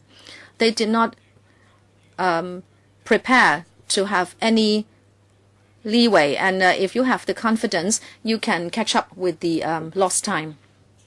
But I think it has more to do with money. Second question by Mr. Chair. Whether we would adopt other measures. We are monitoring works progress. We still have some time before the target completion date. If indeed what members said would come to pass, we'll certainly make arrangements. Well, you have already got the completion dates which are 2 years apart. So how come you are not considering that? No, we are saying that we'll be watching works progress. We will see how much is completed by what time. No, the time for the section up to Hong Ham is 2018, and then you will have the cross-harbour section only completed 2 years after that. So what are you going to do when people are taken to Hong Ham by the SCL? Well, it's the same as my previous question, and that is you really have to complete the cross-harbour section as soon as possible, because you are going to create another problem when people go to Hong Ham. Well, there is a delay for the cross-harbour section, but it's fortunate that there will also be a delay for the section up to Hong Ham. I think, well, that is one of the feasible measures. You can call it that way. Next one, Chi-wai. The MTR said that there is a shortage of manpower for SCL, and the matter is serious. But at the same time, the Development Bureau is trying to start many other projects, including the tunnel works at Liantang.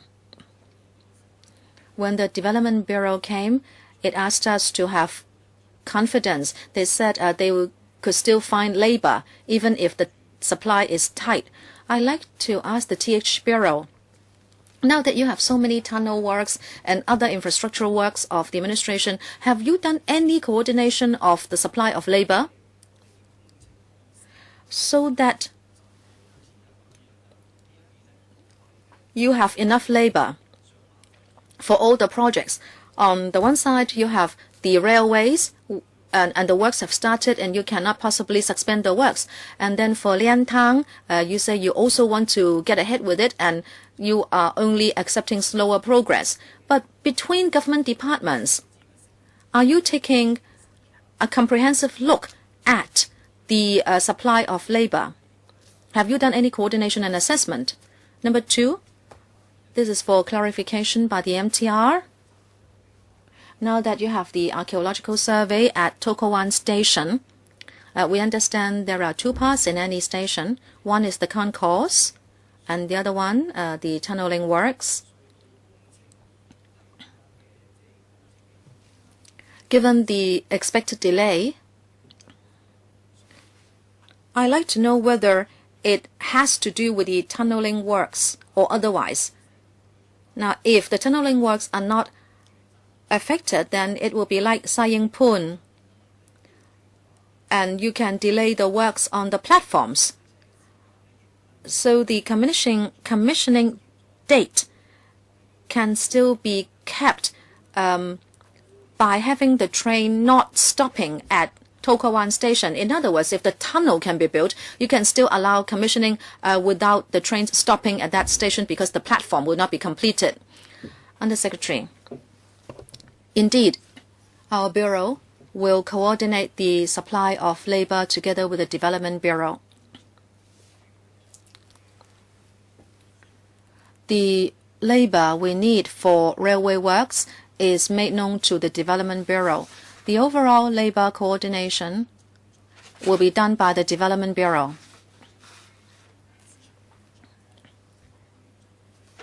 We reflect the market supply situation to Development Bureau.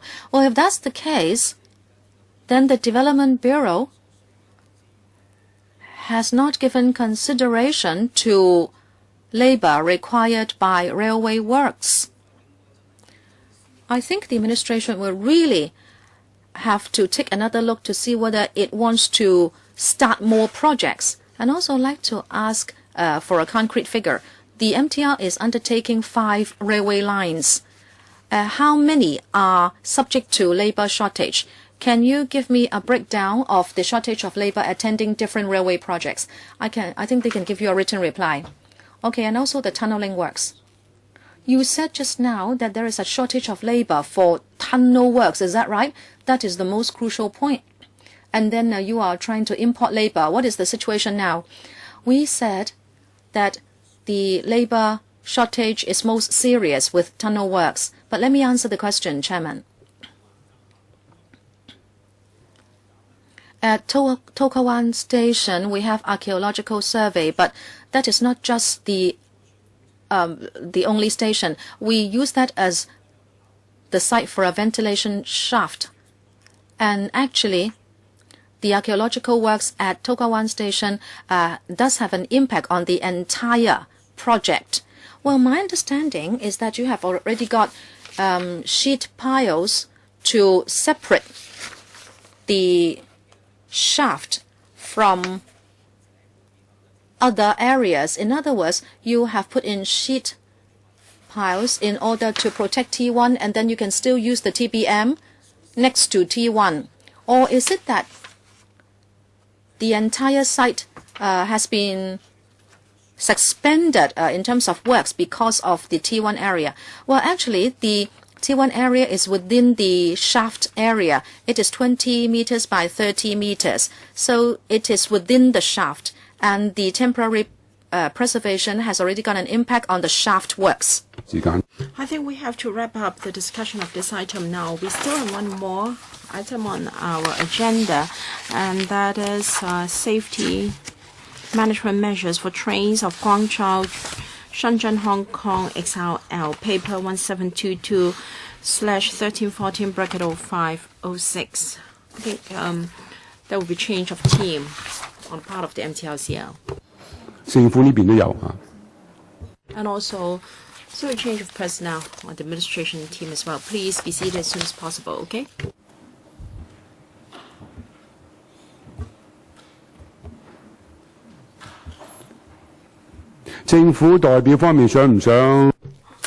Would the administration like to give us opening remarks?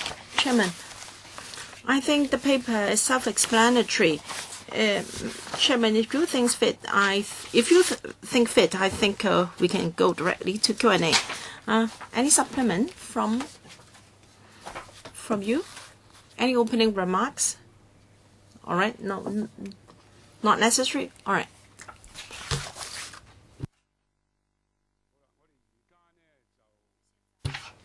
All right. On the list we have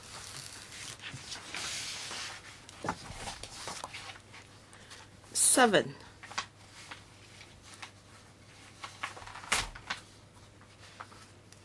All right, 3 minutes each.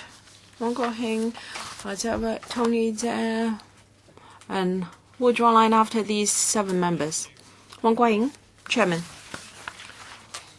Earlier this year, it's reported by the media that the trains of the XRL cannot comply with the EN 15227 standard. I was shocked to read that report, such reports. So I'd like to ask the administration and the MTRCL, please clarify whether the reports were true or not. And as the supervisor, I'd like to ask the administration whether it was aware of this situation before it was reported by the media. All right, this is a very straightforward question. Please answer. All right, please answer this question, which has hit the nail on its head. Are those trains substandard, and was the administration aware of it before the reports? No, these trains are not really substandard. We have safety considerations. We have examined the overall safety requirements, and they are suitable for running in the XRL of Hong Kong section.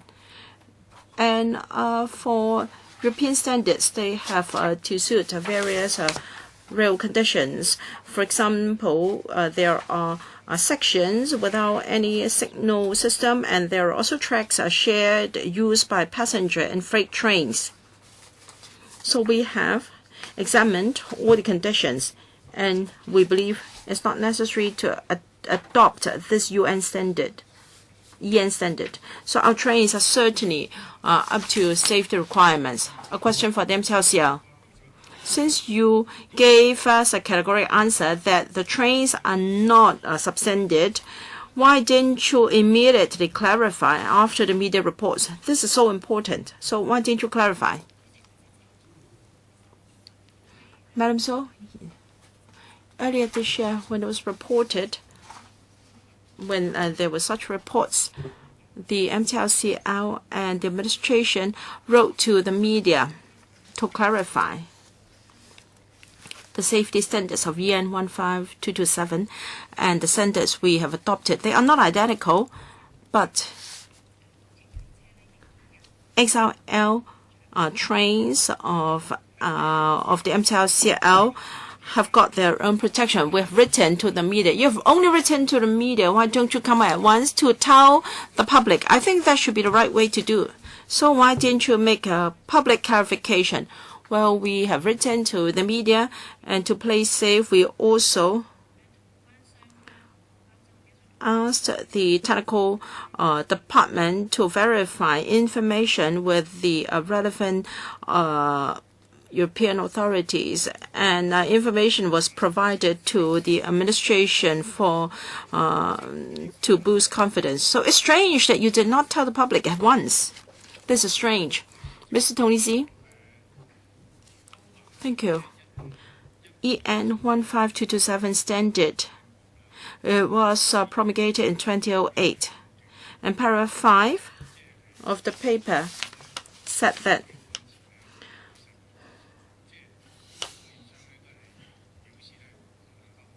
all the tenderers claimed that they could not comply with the EN 15227 standard. So it is rather you were not serious because you adopted the standard before confirming that it was available in the market. So please clarify this. And para 10 through 12 of the paper, I share Wong Kwok Heng's views. I hope that the EMSD from the administration or the MTLCL can explain. Now, people accuse you of not complying with the standards, and then you go and check to see whether that's the case.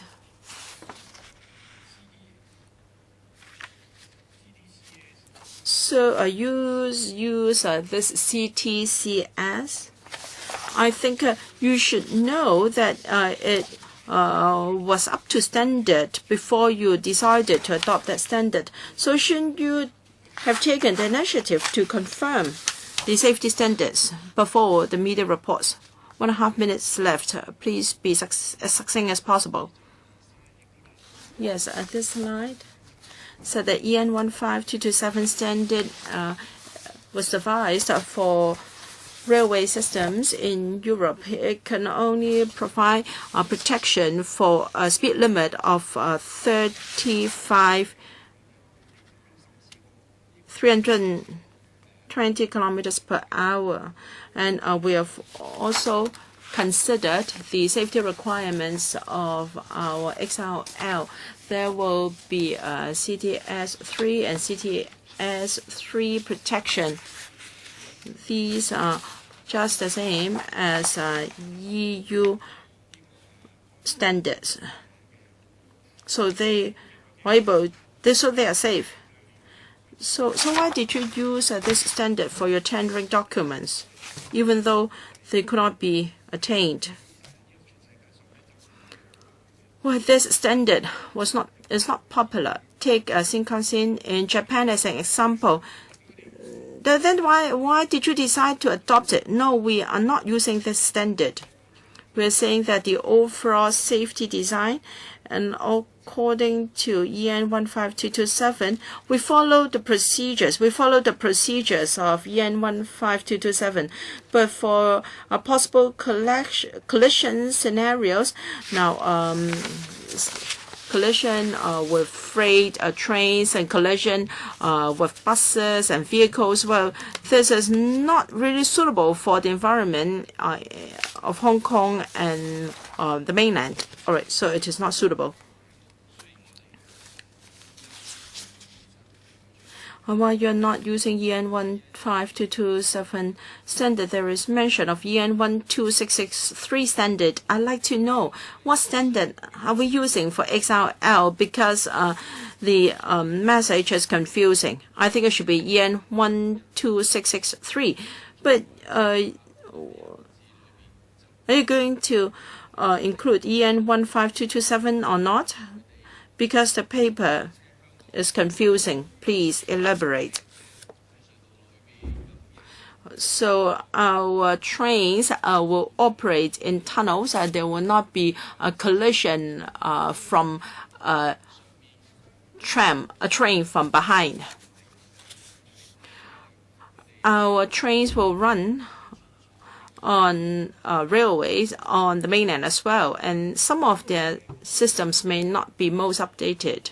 So what is our communication with operators of XRL on the mainland? Is there any communication channel, for instance, to ensure that our trains are perfectly safe on a railway on the mainland? There will not be a collision from a train from behind. And we are using CTCS 3 and also CTCS 1. I'd like to know whether there is any compatibility issue. Anyone who is going to reply my question? MTRCL, first the technical issue, and I invite my colleague Mr. Look to talk about communication with the mainland counterpart. EN 12663 is about the structural strength of the entire train body. Our trains will certainly meet EN 12663 standard. For EN 15227, it covers a number of collision scenarios, and some of the scenarios are not applicable to our XRL. And in Annex A,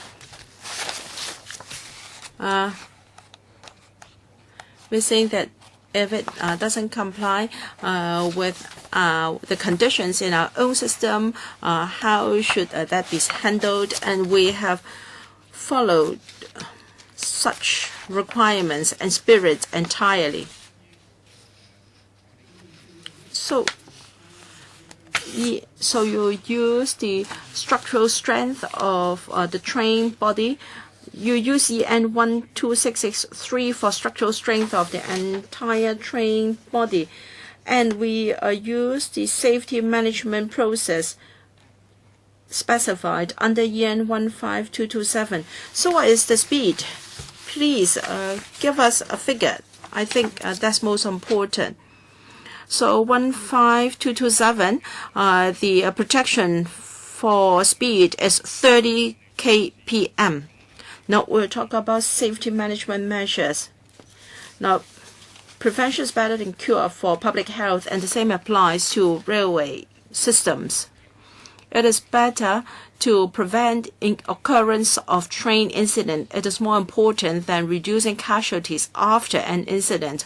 So for the XRL, we adopt active safety protection measures to avoid collisions in the first place, because rely on signaling safety protection to ensure that the safe distance between trains will be maintained to avoid collision. In particular, we talk about a high-speed system. when there is a collision at high speed, no design can ensure the safety of persons on the train.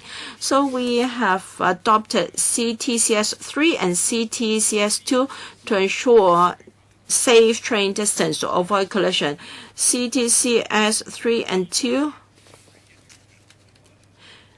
are equivalent to the safety level under CTCS 2, and we also have CTCS 2 as a backup system. Both systems are very safe, and there is a very low probability that both systems will break down. And because there is a fail-safe design, if the signaling systems are at fault, all trains will stop automatically. Regarding the situation in Guangzhou, now if we look at the report dated the 25th of November 2011 by the national authorities, well, there was a serious fault in the system. And second, there was insufficient safeguard before factory acceptance. This will not happen in Hong Kong because we're very strict with that. And there was also a thunder strike. And all these factors work together, leading to that incident at Guangzhou. That major railway incident at Guangzhou would not take place in Hong Kong. I'm confident that this will not happen in Hong Kong. Dr. Wai-chuen. Regarding EN 15227, this is not a new topic. I don't remember when. I communicated with MTRCL colleague some time ago. I thought all the issues were already sorted out. Regarding the collision scenario, now, for this standard, they talk about shared track used by passenger and freight trains. That's why there may be collision with 15-ton vans, and so that could happen with low-speed collision. But then if this is high speed, if you talk about collision resistance, it doesn't make any sense, because even if the train will be intact in such a scenario, the people inside will all die already. So let us get clear with what standard we are talking about. If we are going by certain standards, let's clear about those. And also, are you adopting management standard of EN 15227 and you don't adopt the low-speed collision standard? I think that is a clearer way of doing it. And also, there was not a question not answered. You say you are not going by the 36 kilometers per hour, but actually the two trains can still collide at low speed. There should be a standard to go by. I think that was not answered. Now, do you know actually what you are buying? What is the collision speed standard? Chairman, we have already urged the MTR to tell the supplier to let them have the data. MTR, you have already purchased the trains. What have you procured? Well, they have given us the data, but we are asking them to get an independent expert to audit the figures. What about the MTR? Can you not answer? What kind of collision speed are you talking about, 36, 25, or 10? According to the analysis report, the collision speed is 25 kilometers. In other words, today we have this figure 25, which has never been seen, never been heard. Today we hear this figure of 25. Yes, because we still have to wait for them to supply the report before we can vet it with them. Well, but actually you must have had the specification when you procured the trains, and that could certainly be disclosed, and the MTR can explain further. Chairman, allow me to interject. I have seen the tender document. The 10 kilometers in that document doesn't mean what we are talking about. It was talking about the buffer speed, not the collision speed. Next one, Chi-wai. But Chairman, can we not confirm that the so-called collision speed is now set at 25 kilometers. Can that be confirmed, please, today? According to the report by the supplier, it is 25 kilometers, but it is now being vetted by a third-party independent expert. Dr. Helena Wong, we are very confused. Chairman, the public are worried about the safety of the future XRL. The media are saying and are giving the impression that we are buying from a Chinese manufacturer, and whether the safety of the signaling system will be compromised. You are talking about the collision speed, etc., but we are confused. In the original contract, did the MTR state that you needed the trains to have a certain collision speed? Did you say 10 kilometers in the original contract document, or did you say 25 or 36 kilometers? Can you clarify that point first? Now you say you suspect that it can withstand an impact at a speed of 25 kilometers. But what about your tender documents? Number 2, the signaling system. You have the fail-safe design, but you are buying from the same manufacturer of the Guangzhou incident. I'd like to get more information. You said there were a few causes to the Guangzhou collision. One was a thunderbolt. But that can also happen in Hong Kong. Did the signaling system undergo any improvement? Are you buying the same version of the signaling system, or has it been upgraded? Because we don't want to be affected as Guangzhou was by a thunderbolt. The speed could be high, but still the thunderbolt can hit you. Okay, 2 questions. Let me respond. When we issue the tender documents, we put it at 10 kilometers. As the director of EMS said, we did not mention EN 15227 because we were looking at protection afforded by the signaling system. The member also mentioned the Guangzhou collision. Actually, the system used was CTCS2, but for the XRL, we have CTCS3 together with CTCS2. In other words, there will be multiple backup systems and also multiple failure defense. As for the contractor, since we have our own monitoring system, we will watch the entire process from design to manufacturer to test very closely. We also regularly send people to the factories to inspect. Can I follow up? You said that when you issue the tender documents, you only put the figure at 10 kilometers. But even for SCL, the collision resistance was 25 kilometers. So why did you put down such a low requirement in the XRL specification? XRL should run at a speed higher than the SCL. Well, let me explain. The 10 kilometers is not exactly a collision speed. It is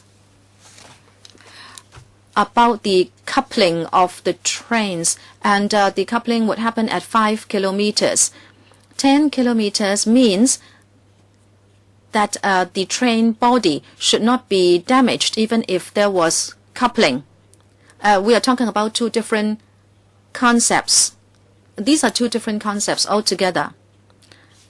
As for safety, as we mentioned, since we have the multiple failure defense, and also there will be a proper operation mode to ensure safety. That is why we don't think we needed that kind of collision standard in the tender document. Mr. Wu Chi-wai. Thank you, Chairman. We don't only have the Hong Kong section of the XRL. The XRL runs throughout China.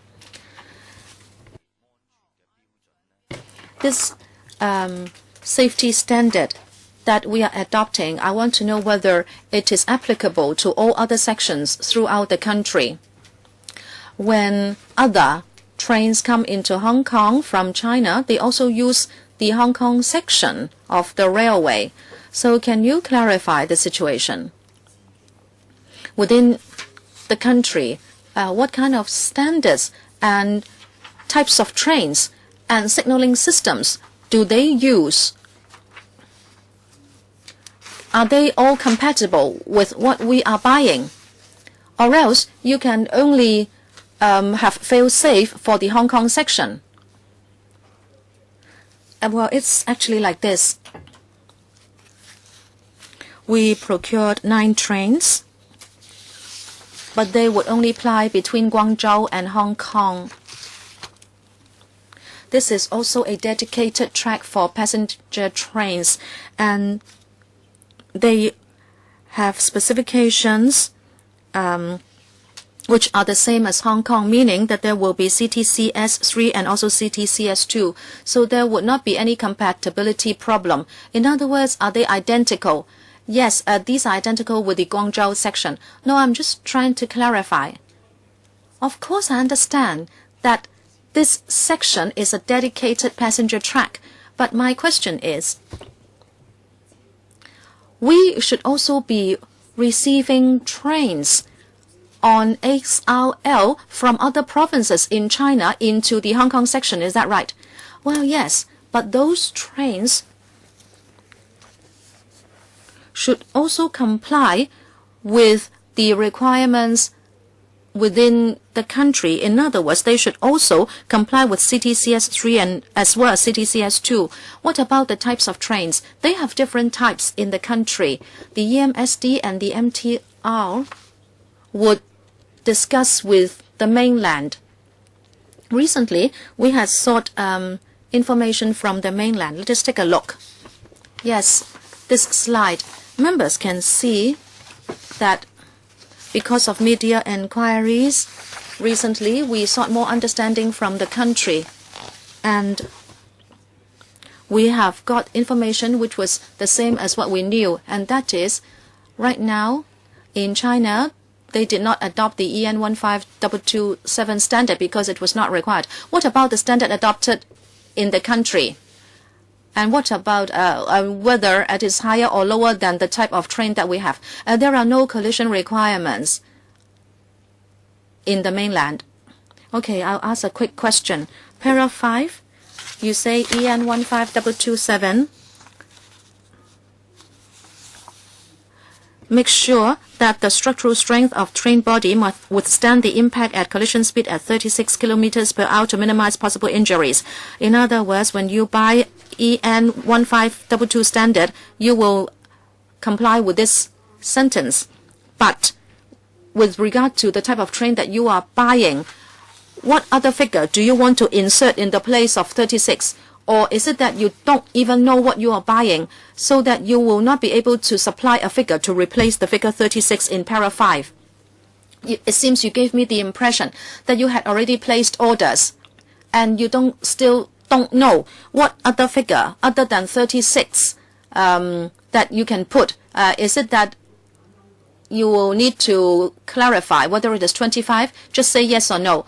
Our design is to look at overall safety. If you ask me about the present trains, the kilometers per hour should be 25 if you talk about collision impact. However, you did not say so when you placed the order, and now you have already placed the order, and then today you tell us you ask people to check, so you now know it is 25 kilometers. This is unimaginable. No, we always say we look at overall safety of the railways, and as the director said, we'd like to have a prevention. Okay, fine. I just want to say one thing. There was a problem with the signaling system in Guangzhou. The control center was overridden. At that time, there was no speed cap, and therefore there was the 100-kilometer matter, and there was the accident. If the signaling system should break down, if there should be a manual override, then that person could also speed. Then I would think that you should cap it at 30 or 40 kilometers. So when you place order for trains, you should also prepare for manual operation if the signaling system should fail, and if the captain doesn't know anything and he can still operate the train safely, and it should be capped at 10 to 20 kilometers. So why did you not go for 36 kilometers? You would have the signaling system, but it can break down, and you would have to have manual operation, and that it should be capped at 30, 40 kilometers. Why didn't you go for such a system? Chairman, with regard to manual operation, this will have to follow very strict operating standards, and there are fail-safe protection. But if it is a manual, you should still set the cap at 30 to 40 kilometers vis-a-vis collision impact. Why do you only cap it at 25 kilometers? Well, if there is only one train on the track, there will be no possibility of collision. No, last time there was no such assurance in Guangzhou. Chen Hanpan, I like to require this. Well, they were assuming that if the trains would be running at high speed, then whatever standard you adopt, still there would be a major accident. But I'd like to get further information for us to study. And so we know the Hong Kong standard and also the Taiwan ATC standard. And what do these standards mean? I need more information. I think we should revisit the subject later on. I'm sure we have many more questions. It is now 1:15. It is the time is over actually. AOB, the next meeting is scheduled for the 29th of September after our Singapore visit is Monday, and we will discuss the long-term railway planning beyond 2020. So the 29th of September, Monday, is the first meeting after our visit to Singapore to see what they are doing there. And after we come back and discuss whether we want light rail or heavy rail or new railway projects. We're at 10:45 on 29th of September. Meeting adjourned. Thank you.